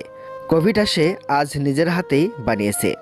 তখনই মায়রা নামক রমণী তার গলা জড়িয়ে ধরে বলল, আমার ডার্লিংটা বুঝি এখনো আমার উপর রাগ করে আছে? অভ্র কোনো রকম প্রতিক্রিয়া করল না। সে তো অন্য এক চিন্তায় মগ্ন। বাড়িটার প্রতিটা কোণায় যেন আজ শুধুই নিস্তব্ধতা, সাথে অভ্রের মনটাও খাখা করছে। অভ্রকে চুপ থাকতে দেখে মায়েরা অভ্রের সামনে হাঁটু গেড়ে বসে কানে হাত দিয়ে বলল, আমি সত্যি সরি, আসলে ঘুমের সময় কখন কি বলে ফেলি তাও জানি না। অভ্র এবারও চুপ।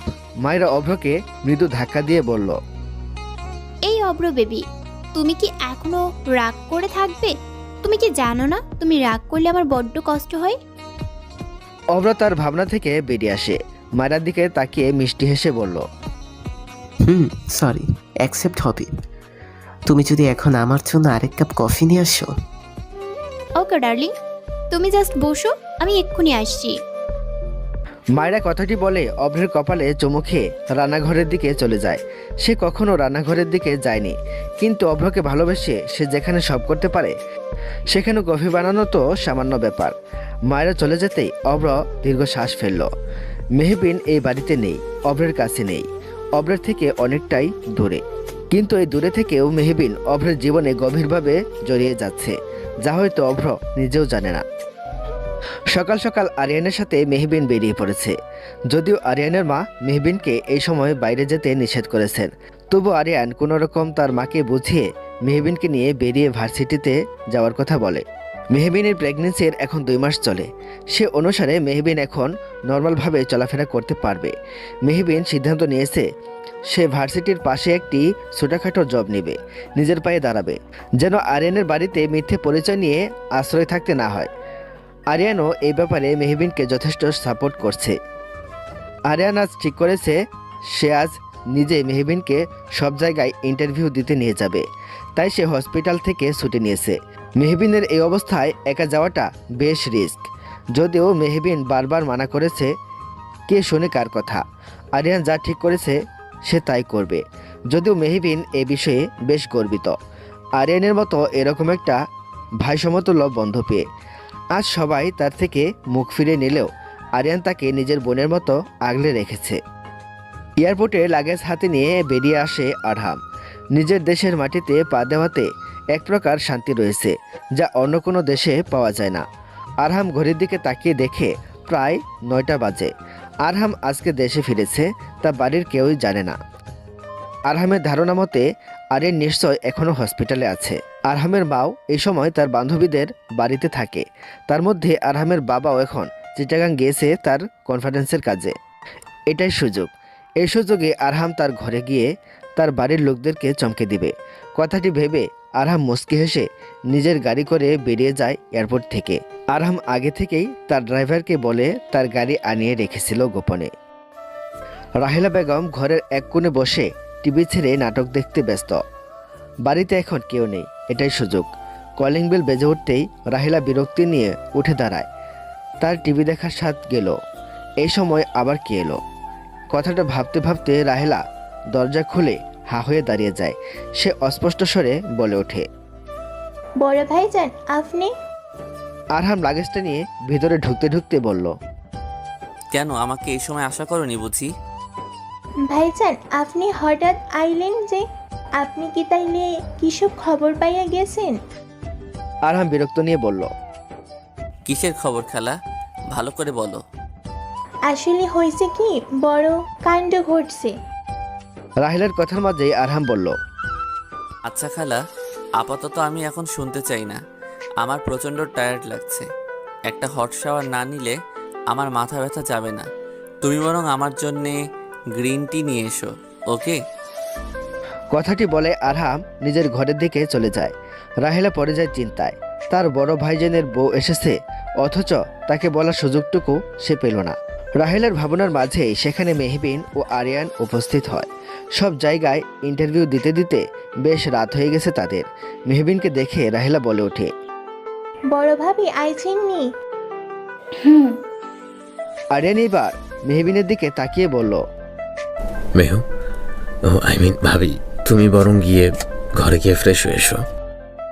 সকলের সামনে আরিয়ান মেহবিনকে তুমি ও ভাবি বলে সম্বোধন করে। মেহবিন সম্মতি জানিয়ে আরহামের ঘরের দিকে যায়। আরিয়ান নিজের ঘরে চলে যায়। রাহেলা চুপ থাকে। বড় ভাইজান কাউকে কিছু না বলে এসেছে, তার মানে হয়তো বাড়ির লোককে চমকে দিতে চায়। বড় ভাবি ভাইজানের ঘরে গেলে হয়তো ভাবিও চমকে যাবে, তাই রাহেলা আরহামের বাড়িতে আসার বিষয়টি লুকিয়ে যায়। এদিকে আরহাম নিজের ঘরে ঢুকে লাগেজটা পাশে রেখে ওয়াশরুমে চলে যায়। কোনো দিকে এখন তার খেয়াল নেই, প্রচণ্ড টায়ার্ড সে। আরহাম ওয়াশরুমে ঢুকে দরজা বন্ধ করে দেয়। অতঃপর সেখানে মেহবিন চলে আসে। সারাদিন এখানে সেখানে ইন্টারভিউ দিতে দিতে সেও আজ বড্ড টায়ার্ড। সে ব্যাগটা বিছানায় রেখে আয়নার সামনে দাঁড়িয়ে নিজের মাথার হিজাবটা খুলতে শুরু করে দেয়। কোনো রকম তোয়ালে পেঁচিয়ে আরহাম ওয়াশরুম থেকে বেরিয়ে নিজের ঘরে অপরিচিত মেয়েকে দেখে চমকে ওঠে। খালি গায়ে একটি পুরুষকে বেরোতে দেখে মেহবিন চিৎকার করে ওঠে। মেহবিনের এমন চিৎকারে আরহাম ভরকে ওঠে। আরহাম ধরা গলায় বলল, এই মেয়ে, কে আপনি? আমার ঘরে দাঁড়িয়ে আছেন কেন? চিৎকার থামান। যেহেতু মেহবিন আরহামের ছবি অনেকবারই দেখেছে, তাই সে দ্রুততার সাথে চিনে ফেলল আরহামকে। তার ঘরে হুট করে আগত হওয়া ব্যক্তিটি আর কেউ নয়, আরিয়ানের ভাই আরহাম হাসান তালুকদার, যার মিথ্যে বউয়ের পরিচয়ে সে এখানে আছে। মেহবিনের ভয়ে গলা শুকিয়ে আসছে। আরিয়ানের কথা অনুযায়ী লোকটার তো 1 মাস পরে আসার কথা। লোকটা আজকে কেন এলো? নানা প্রশ্ন মেহবিনের মাথায় ঘুরপাক খাচ্ছে। আরহাম এবার মেহবিনের দিকে এগিয়ে এসে বাস খাই গলায় বলল, এই মেয়ে, আপনি কি আমার কথা শুনতে পান না? বোবা নাকি? কানে শুনতে পান না? আপনার পরিচয়টা কি জানতে পারি? মেহবিন এক পলক আরহামের দিকে হাত দিয়ে নিজের চোখ জোড়া বন্ধ করে ফেলে। তার কেমন যেন লজ্জা লাগছে। আরহামের চুল থেকে টুপটুপ করে পানি গড়িয়ে পড়ছে তার ফর্সা সুঠাম দেহে, যা খুবই স্পষ্টভাবে দেখা যাচ্ছে। এভাবে একটি ছেলেকে খালি গায়ে দেখে মেহবিনের বেশ লজ্জা লাগছে। আরহাম ভ্রুকুসকে বলল, এই মেয়ে, চোখ বন্ধ করলেন কেন? ওপেন ইওর আইস। আগে আমার প্রশ্নের উত্তরগুলো দিন বলছি। মেহবিন নিজের আখিজোড়া বন্ধ করেই বলল, আমি কি আপনার মতো বেশরম নাকি? কিভাবে একটা অপরিচিত মেয়ের সামনে খালি গায়ে দাঁড়িয়ে আছেন? এই মেয়ে, আপনি কাকে বেশরম বলছেন? How dare you bitch! আপনি প্রথমত আমার বেডরুমে এসে আমারই ঘরে নক না করে বেশরমের মতো দাঁড়িয়ে আছেন, আর আমাকে বেশরম বলছেন? আরহাম মেহবিনের চোখ থেকে হাত সরিয়ে প্রশ্ন করল, আমার দিকে তাকান এবং বলুন কে আপনি। আপনারও আসল পরিচয় কি? আমি ভুল না হলে আপনি কোনো মেয়েরূপীর চোর নয় তো? মেহবিনের এবার ধৈর্যের বাঁধ ভেঙে যাচ্ছে। শেষমেশ এই বেশরম লোকটা চুরোপাধি দিয়ে দিল। মেহবিনের বর্তমানে সবথেকে বেশি রাগ উঠেছে আরিয়ানের উপর। আরিয়ান আর কাউকে পেল না, এরকম বেশরম একটা লোকের মিথ্যে বউ তাকে বানিয়ে দিল। আরহাম এবার মেহবিনের হাত ধরে নিজের কাছে এনে বলল, hey stupid girl, answer me, damn it! Mehbin আর কিছু না ভেবে আরহামের হাতে কামড় বসিয়ে দেয়। আরহাম ব্যথায় আওয়াজ করে উঠলে মেহবিন দৌড়ে রুম থেকে বেরিয়ে যায়। আরহাম রাগে চিল্লিয়ে বলে, স্টুপিড গার্ল! আরহাম মেহবিনের পিছনে দৌড়াতে গিয়েও দৌড়ায় না, বরং আরহাম পুনরায় আবারও ওয়াশরুমে চলে যায়। এই মেয়েকে সে দেখে নিবে, তার হাতে কামড় দেওয়ার উচিত শিক্ষা দিবে সে। আরহামের ঘর থেকে মেহবিন দৌড়ে আরিয়ানের ঘরে চলে গেল। উপর থেকে সবকিছু দেখতে লাগলেন রাহেলা। বড় ভাইজানি দেখা কি ভাবি এতটাই চমকাই গেছে যে সোজা দৌড়াদৌড়ি শুরু করে দিছে। আরিয়ান নিজের ঘরে বসে ফেসবুকিং করছিল। তখনই পিছন থেকে মেহবিন ধাক্কা দিয়ে আরিয়ানকে এক প্রকার খাট থেকেই ফেলে দেয়। আরিয়ান মেঝেতে বসে ব্যথায় কুকড়ে গিয়ে বলল, তোর আবার কি হলো বোন? এই রাতে তোর ধাক্কা ধাক্কি খেলতে মন চাইলো নাকি? এবার সব থেকে বড় ধাক্কা তো তুই পাবি। তুই জানিস কি হয়েছে? কি হয়েছে? তোর বেশরম বড় ভাই বিদেশ থেকে ফিরে এসছে। কি বললি? ঠিক বুঝলাম না। বললাম আব্রাহাম হাসান তালুকদার দেশে ফিরে এসেছেন। বর্তমানে সে এখন তার রুমে। আরিয়ান যেন কথাটি শুনে এক প্রকার থম মেরে রইল। তারপর শুকনো ঢোক গিলে বলল, আরে ভাই, সব আমার মাথার উপর দিয়ে যাচ্ছে, একটু ভালো করে বল। মেহবিন বসে আরিয়ানকে সব খুলে বলল। সব শুনে আরিয়ানের মাথায় হাত। আরিয়ান অসহায় দৃষ্টিতে তাকিয়ে বলল, এখন কি করব? সেইটা আমি কি করে জানবো? হ্যাঁ তাও কথা, কিন্তু আমি কি করে বুঝবো বল? ভাইয়া যে 1 মাসের আগে এত তাড়াতাড়ি চলে আসবে কে জানতো? আরহাম একটা সাদা শার্ট আর ট্রাউজার পরে নিজের রুম থেকে বেরিয়ে পড়ে। উদ্দেশ্য মেয়েটাকে উচিত শিক্ষা দেওয়া। তখনই সেখানে তার মা রাহিলা ও রিয়া উপস্থিত হয়। আরহামের মা তাকে দেখেই তাকে জড়িয়ে ধরে বলে, বাবা তুই এসেছিস? তুই নিশ্চয়ই বৌমার কথা শুনে এসেছিস এত তাড়াতাড়ি, তাই না? তুই যে প্রেম করতিস আমাকে বললি না কেন? এমনকি তুই যে বিয়ে করেছিস আমাকে একটি বারও বললে কি এমন হতো? বৌমা শেষে অসহায় হয়ে এসেছে, আমাকে সবটা বললো। আরহামের মাথার উপর দিয়ে যাচ্ছে সব। বউ, আবার তার মধ্যে বাচ্চা আবার কোথা থেকে উদয় হলো? আমার যতটুকু জানি আমি একজন অবিবাহিত মানুষ। রিলেশনে জড়ানোর মতো ভুল আমি এখনো পর্যন্ত করিনি। তাহলে আমার বউ বাচ্চা কোথা থেকে এলো? আরহামের ভাবনার মাঝেই রাহিলা মুচকি হেসে বলল, ভাইজান আপনার হাতে কিসের লাল দাগ? রাহেলার কথায় আরহামের নজর তার হাতের দিকে যায়, যেখানে মেহবিন তাকে কামড় দিয়েছিল। আরহাম দাঁত কিরমির করে বলল, এক বনের জন্তু কামড় দিয়ে দিয়েছে, এবার শান্তি? কি বলিস কি বাবা? কখন কিভাবে হলো? দেখি দেখি। আরহামের মা তার ছেলের হাত দেখতে গেলে পিছন থেকে আরিয়ান তার মাকে থামিয়ে দিয়ে বলে, মা তুমি ভাইয়ার সাথে এখানে দাঁড়িয়ে কথা বলছো? এদিকে ভাবি ভাইয়াকে খুঁজে যাচ্ছে। মেহবিন আরিয়ানের পেছনে দাঁড়িয়ে আছে। আরহামের আর বুঝতে বাকি রইল না এই মেয়েটাই সব নষ্টের গোড়া। আরহাম একবার মেহবিনের দিকে তাকালো, আরেকবার আরিয়ানের দিকে তাকালো। আরহামের চাহনিতে ভয়ঙ্কর রাখছিল, যা খুব ভালো করে বুঝতে পারছে আরিয়ান। আরহাম ঠিক করেছে সে এখনই কাউকে কিছু বলবে না, বরং চুপ থাকবে। আরিয়ানের কাছে সবটা শুনতে হবে। আরহামের মা বললেন, ও হ্যাঁ, আমার ছেলেটা কতদিন পর বাড়িতে আসলো, অথচ আমি এখানে দাঁড়িয়ে আছি। আমার কত কাজ পড়ে আছে। রাহেলা চল রান্নাঘরে, রিয়া তুইও চল। রিয়া কাঁদো কাঁদো মুখ নিয়ে চলে গেল। বর্তমানে মেহবিন, আরহাম ও আরিয়ান আরহামের ঘরে দাঁড়িয়ে আছে। আরিয়ান আরহামকে সব খুলে বলেছে কিভাবে মেহবিন অসহায় হয়েই এই বাড়িতে আরহামের মিথ্যে বই নাটক করতে বাধ্য হয়েছে। সব কিছু শুনে আরহাম কিছুক্ষণ চুপ থাকে, মেয়েটার দিকে এক পলক তাকায়। এই মেয়েটাকে সে চিনে না, তবু মেয়েটির প্রতি আলাদা এক মায়া কাজ করে। মেয়েটি এই বয়সেই ভালোবেসে ঠকেছে। এই সময় মেয়েটির সত্যি খুব সাপোর্টের দরকার। কথাটি ভেবে আরহাম উঠে দাঁড়িয়ে বলল, ওকে, আমি ওই মিথ্যে নাটক করার জন্য রাজি, বাট শুধুমাত্র কিছুদিনের জন্য। বেবিটা তো কোনো ভুল করেনি, অন্তত বেবির জন্য হলেও উনি এই বাড়িতে 1 বছর থাকতে পারেন। মেহবিন এবার আরিয়ানের দিকে তাকিয়ে বলল, আরিয়ান ওনাকে বলে দে আমি শুধুমাত্র কয়েকটা দিন থাকবো। চাকরিটা হয়ে গেলে আর আমি থাকবো না। আরিয়ান তোর এই স্টুপিড বন্ধুকে বলে দে দুনিয়াটা এতটা সহজ না যতটা সে ভাবে। এই ঢাকা শহরে প্রেগনেন্ট অবস্থায় একটা মেয়েকে একা কতটা স্ট্রাগল করে থাকতে হয় তার বিন্দুমাত্র ধারণা নেই তার। কথাটি বলে আরহাম রুম থেকে বেরিয়ে যায়। মেহবিন রাগে ফুঁসতে ফুঁসতে বলল, আরিয়ান তুই দেখলি তোর এই বেশরম ভাই আমাকে স্টুপিড বলল। আরিয়ান হাত জোর করে বলল, পরিবার অন্তত থাম, ভাই যে রাজি হয়েছে এটাই অনেক, পরেরটা পরে ভাবা যাবে। এখন আমাকে যেতে দে, কাল আমার হসপিটাল আছে, আমি বরং যাই।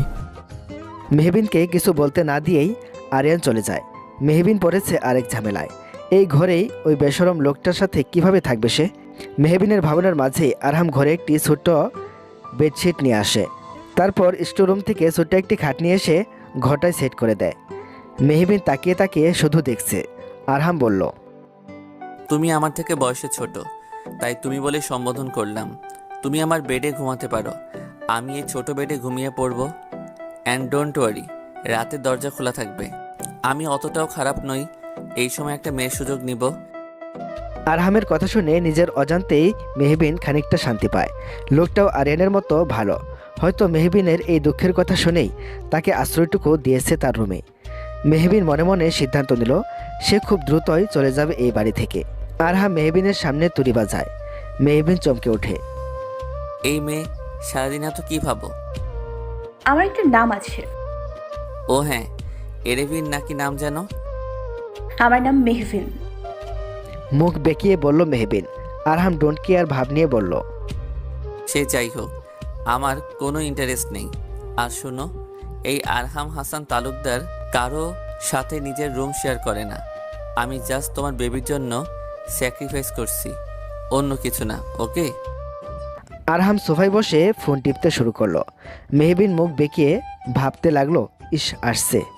বেশরম লোক যেন মেহবিন তার জন্য কত কিছু ভেবে রাখে। সত্যি লোকটাকে মেহবিনের পুরাই আজব লাগে। সকাল সকাল অব্র ব্রেকফাস্ট করার জন্য বসে পড়ে। অব্রের মা নিজের হাতে ছেলের জন্য রান্না করে নিয়ে আসে। অব্র তার মাকে বলে, মা, মায়েরা তো আছি, তুমি হঠাৎ করতে গেলে কেন? মায়েরা এখন নতুন বউ, ওকে দিয়ে এখন কিছু করানো চায় নাকি? তাছাড়া মায়েরার বাবা বেশ ভালো মানুষ, কাজের মানুষ রেখেছে বাড়ির জন্য। অব্র আর কিছু না ভেবে পুনরায় ব্রেকফাস্ট খাওয়ায় মনোযোগ দিল। মায়েরা ছোট একটা স্কার্ট পরে অব্রের কাছে এসে বলল, অব্র, আমি রেডি, তুমি আমাকে ভার্সিটিতে নিয়ে যাবে না? তুমি এসব ড্রেস পরে বের হবে? অব্রের প্রশ্নে মায়েরা বলল, কেন, কোনো সমস্যা? বিয়ের আগে তো এসব ড্রেসই পরতাম। হ্যাঁ অব্র, মেয়েটা পড়ছে, পড়ুক না। অব্র তার মায়ের কথা শুনে চুপ হয়ে যায়। মায়েরা অব্রের মায়ের দিকে তাকিয়ে বলল, জানেন আন্টি, অব্র না কেমন চেঞ্জ হয়ে যাচ্ছে, দিন দিন শুধু মুড অফ করে রাখে। কেন অব্র, কি হয়েছে তোর? তেমন কিছুই না মা, অফিসে কাজের একটু প্রেশার, তাই আর কি। আমার খাওয়া হয়ে গেছে, মায়েরা চলো, আমার লেট হয়ে যাচ্ছে। অব্র কথাটি বলে নিজের গাড়ির দিকে অগ্রসর হয়। মায়েরাও অব্রের পিছন পিছন যাওয়া শুরু করে দেয়। অব্রের মা পড়ে যায় চিন্তায়। ছেলের মতিগতি ঠিক লাগছে না। তিনি কিছুটা হলেও আন্দাজ করতে পারছেন ছেলের মনে কি চলছে। যদি তার আন্দাজ ঠিক হয় তাহলে সর্বনাশ। মায়েরাকে খুব যত্ন সহকারে আইসক্রিম খাইয়ে দিচ্ছে অব্র, যা মেহবিন আড়াল থেকে খুব ভালোভাবেই দেখতে পাচ্ছে। মায়েরার ঠোঁটের কোণে আইসক্রিম লেগে গেলে তার টিস্যু দিয়েও খুব যত্ন নিয়ে মুছে দিচ্ছে অব্র। সকালে খুব তাড়াতাড়ি মেহবিন ঘুম থেকে উঠে পড়ে আজ ভার্সিটির উদ্দেশ্যে। আরহামের মা মেহবিনকে নিজের হাতে ব্রেকফাস্ট করে দেন। মেহবিন ব্রেকফাস্ট বানাতে চাইলেও তাতে সবসময় তিনি বাধা দেন।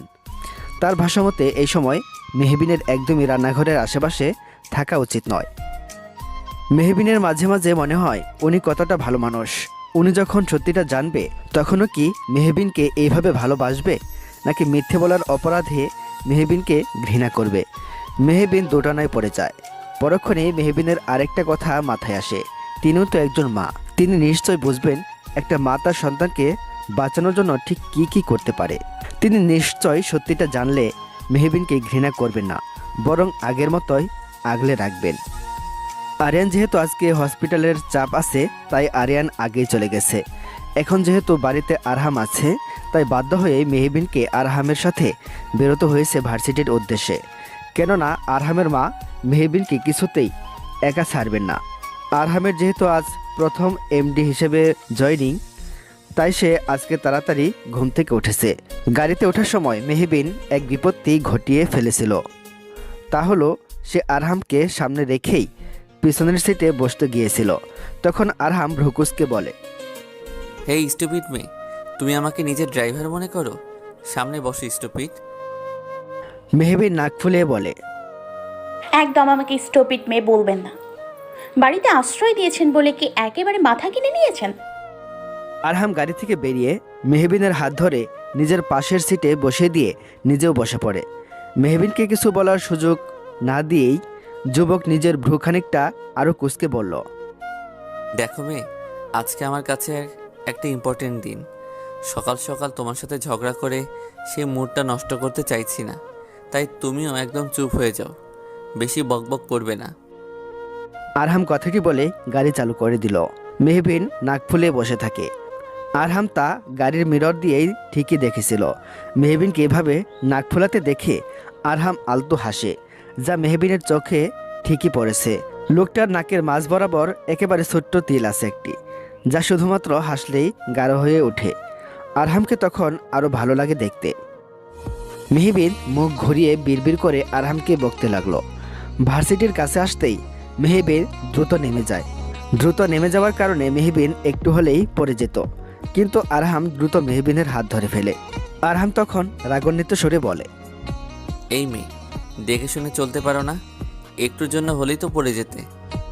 মেহবিন বিড়বিড় করে বলে, এই লোকটার মুখ এত তেতো কেন? সারাদিন শুধু বকে। এই মেয়ে, কি এত বিড়বিড় করছো? কিছু হয় না। দেখে শুনে চলাফেরা করবে স্টুপিড মেয়ে একটা। আরহামের কথার বিপরীতে মেহবিন কথা শোনাতে চেয়েছিল, কিন্তু তার আগে আরহাম গাড়ি নিয়ে চলে যায়। চলে যাওয়ার আগে ভালো করে বলে যায় যেন সে আসার আগে একা না যায়। মেহবিন শুধু মুখ বেঁকায়। একদিন এই লোকটা আমার উপর হুকুম জারি করা শুরু করে দিয়েছে। নিজেকে কিভাবে কে জানে? আমি কিছুতে বেশরম লোকটার কথা শুনবো না। কথায় কথায় শুধু স্টুপিড বলে।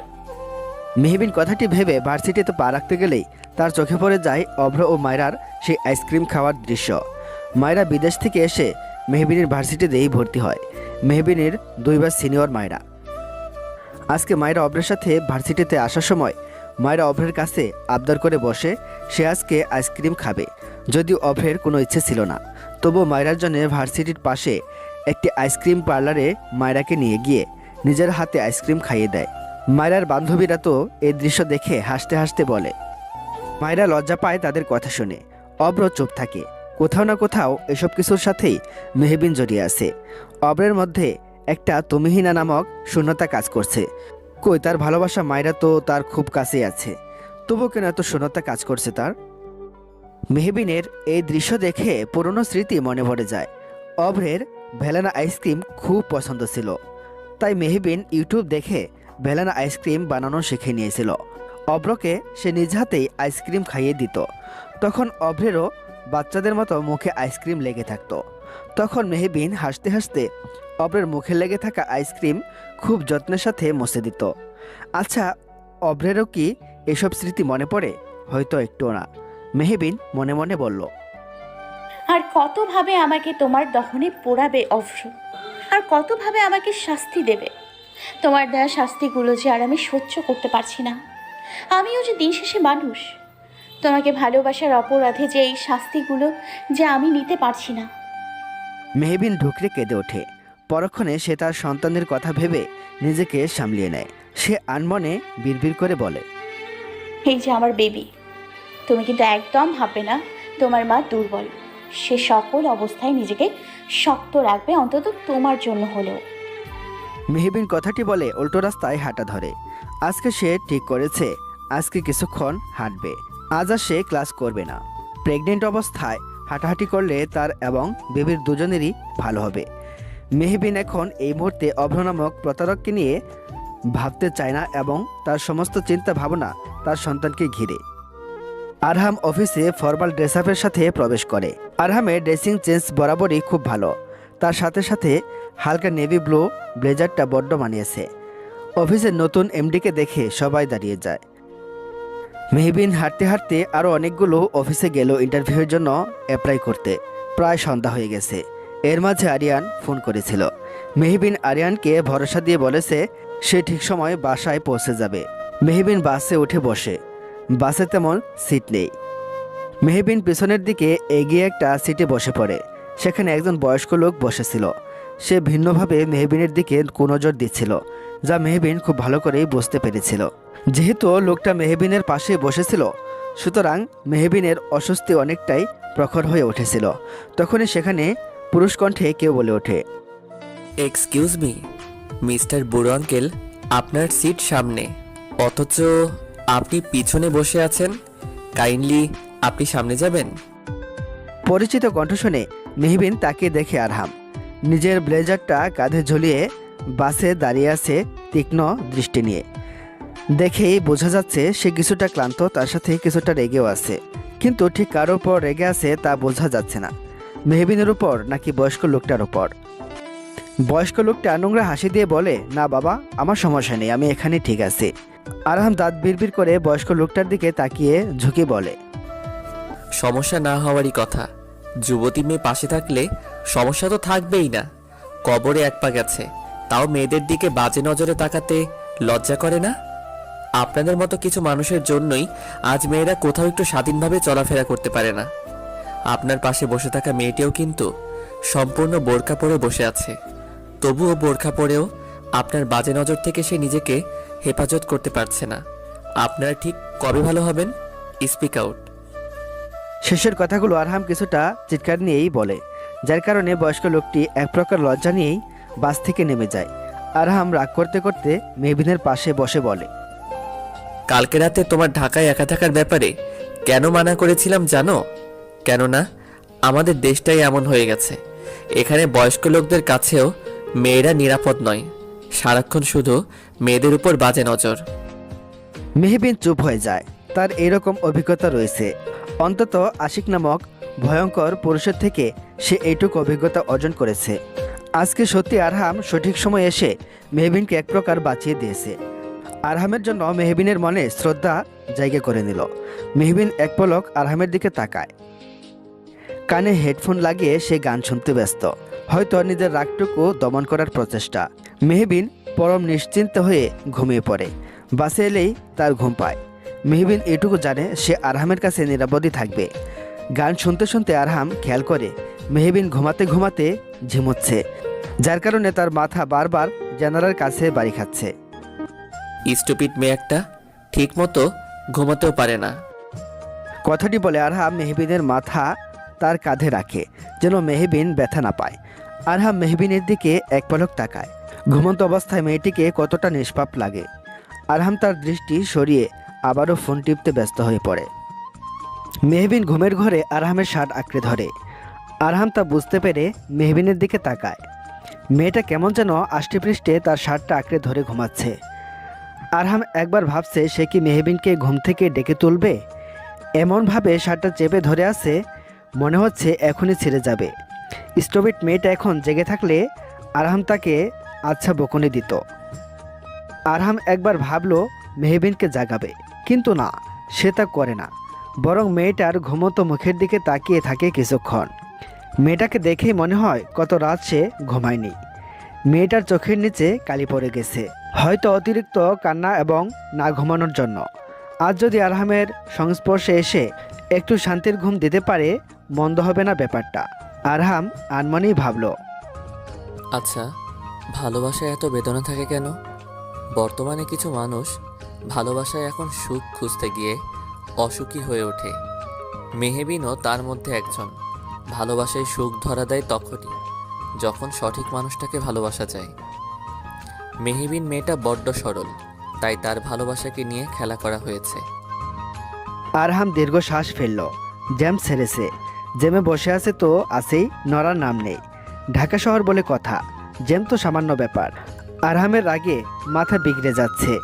আজ সারাদিন অফিস শেষে অফিসের বাইরে এসে গাড়ি স্টার্ট দিতে গিয়ে দেখে গাড়িটা নষ্ট হয়ে গেছে। তাই আরহাম ঠিক করেছিল বাসে করে বাসায় যাবে।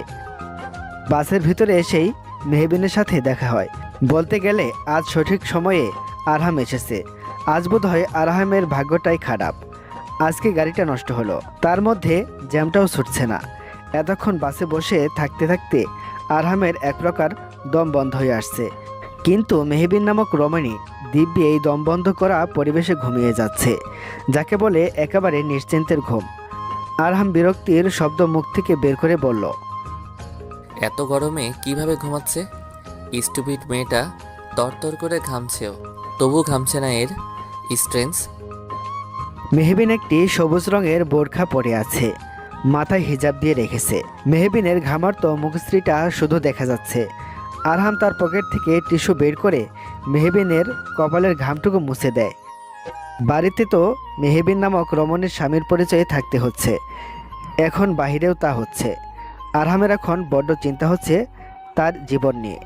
সারা জীবন অবিবাহিত হওয়ার পণ করে এখন বিবাহিত হিসেবে নিজেকে প্রকাশ করতে হচ্ছে, তাও আবার মিথ্যে বিয়ের। কীরকম ভবিষ্যৎ হবে এই মিথ্যে বিয়ের? দীর্ঘ জ্যাম সমাপ্তি ঘটিয়ে বাস আবারও তার আপন মনে চলতে শুরু করলো। অব্র অফিসের কাজগুলো শেষ করে অফিসের সাথে অ্যাটাচ করা তার রেস্ট রুমে গিয়ে বেডে শুয়ে পড়ে। আজকাল বাড়িতে যেতে তার ইচ্ছেও করে না। কারণটা একটু একটু হলেও অব্র বুঝতে পারে। বাড়িটার প্রতিটা কোণায় মেহবিনের স্মৃতি জড়িয়ে আছে। মেয়েটা এই বিরাট ঢাকা শহরে একা একা কোথায় গেছে তা অভ্র জানে না। এই 11 মাস মেহবিনের সাথে ভালোবাসার মিথ্যে অভিনয়ের পরে অভ্র এটুকু জানে তার একটি মায়া পড়ে গেছে মেহ নামক সরল সোজা রমণীর জন্য। অভ্র উত্তেজিত গলায় বলল, একবার শুধু দেখা দে মেহু, আমি সব বলতে চাই তোকে। বিশ্বাস কর, আমি নিজেও কখনো বুঝতে পারিনি এই 11টা মাস ভালোবাসার মিথ্যে অভিনয়ের পর তোর মায়ায় নিজেকে জড়িয়ে ফেলবো। এই মায়াকে আমি কি নাম দেব বল? শুধু এইটুকু বলতে চাই, আমার যদি শান্তি থাকতো তাহলে করতাম না মিথ্যে ভালোবাসার অভিনয়। অভ্র বিছানায় গা এলিয়ে দেয়।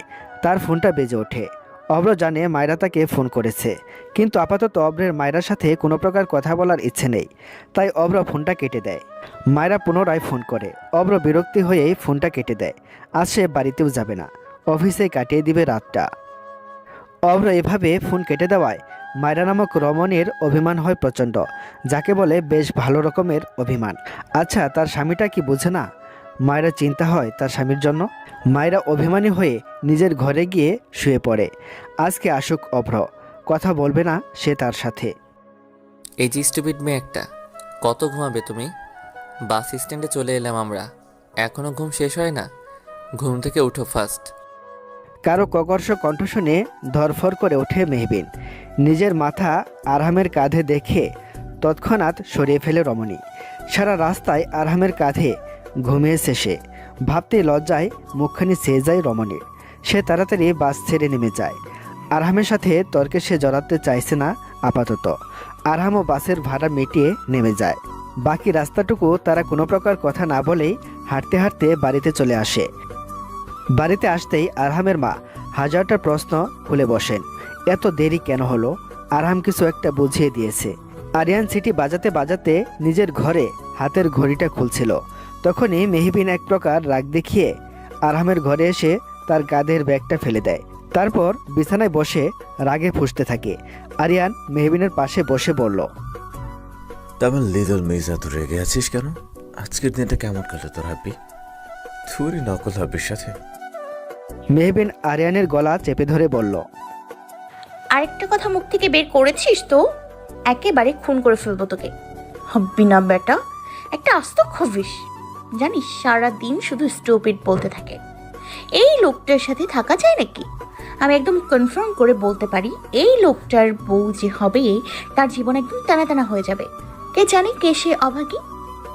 আরিয়ান মেহবিনের কথায় মুচকি হেসে বলল, হয়তো তুই সে অভাগী। আরিয়ানের কথাতে মেহবিন তার দিকে চোখ গরম করে তাকালে আরিয়ান আমতামতা করে বলে, মানে আমি বলতে চাইছি যে ভাগ্যের খেলা কে বলতে পারে বল? ভাইয়াকে না করলে কিন্তু তুই কি ভবিষ্যতে অন্য কাউকে বিয়ে করবি না? মানুষ ভুল একবারই করে, কাউকে গভীরভাবে নিজের অন্তর দিয়ে ভালোবাসো আরেকটি ভুল। আমি এই ভুল বারবার করতে চাই না। মেহবিন কথাটি বলে জানালা ঘেঁষে দাঁড়ায়। আর কাউকে ভালোবাসার সাধ্য তার নেই। একবার তার সন্তানটা পৃথিবীতে চলে এলেই মেহবিন ও অব্রের ডিভোর্স পুরোপুরি হয়ে যাবে। একেবারের জন্য অব্রের থেকে সে পুরোপুরি বিচ্ছিন্ন হয়ে যাবে। অব্রের কোনো ছায়া সে তার এবং তার সন্তানের জীবনে পড়তে দিবে না।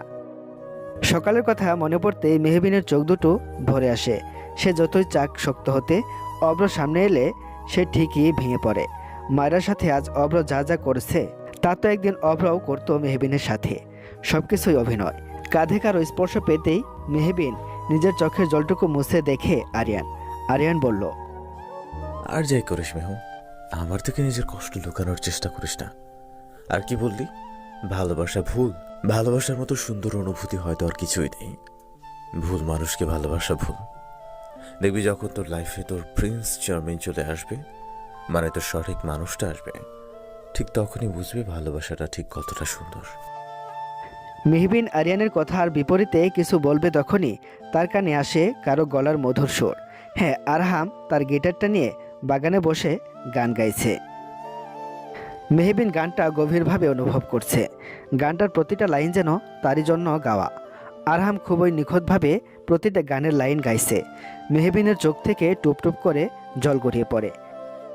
গান গাইতে গাইতে আরহামের চোখ যায় মেহবিনের দিকে। মেয়েটার মায়াভরা মুখশ্রীতে এক রাশ কান্না এসে ভিড় করেছে। আচ্ছা, মেয়েটা তো সিসকাদনে কেন? একটু হাসতে পারে না? আপন মনে নিজেকে প্রশ্ন করে বসে আরহাম। তারপর নিজেই নিজেকে বলে, আজ তো স্টুপিড একটা মেয়ে। স্টুপিড মেয়েরা শুধু কাঁদতেই জানে। আরহাম মেহবিনের দিকে তাকিয়ে পুনরায় গান গাইতে লাগলো। মেহবিন গানটি শুনে যেন এক অদ্ভুত মনোবল কাজ করলো। তার কান্না নিজে নিজেই থেমে গেল। মনে হচ্ছে আরহামের পাওয়া প্রতিটি সুর, প্রতিটি লাইন শুধু মেহবিনের জন্যই ছিল।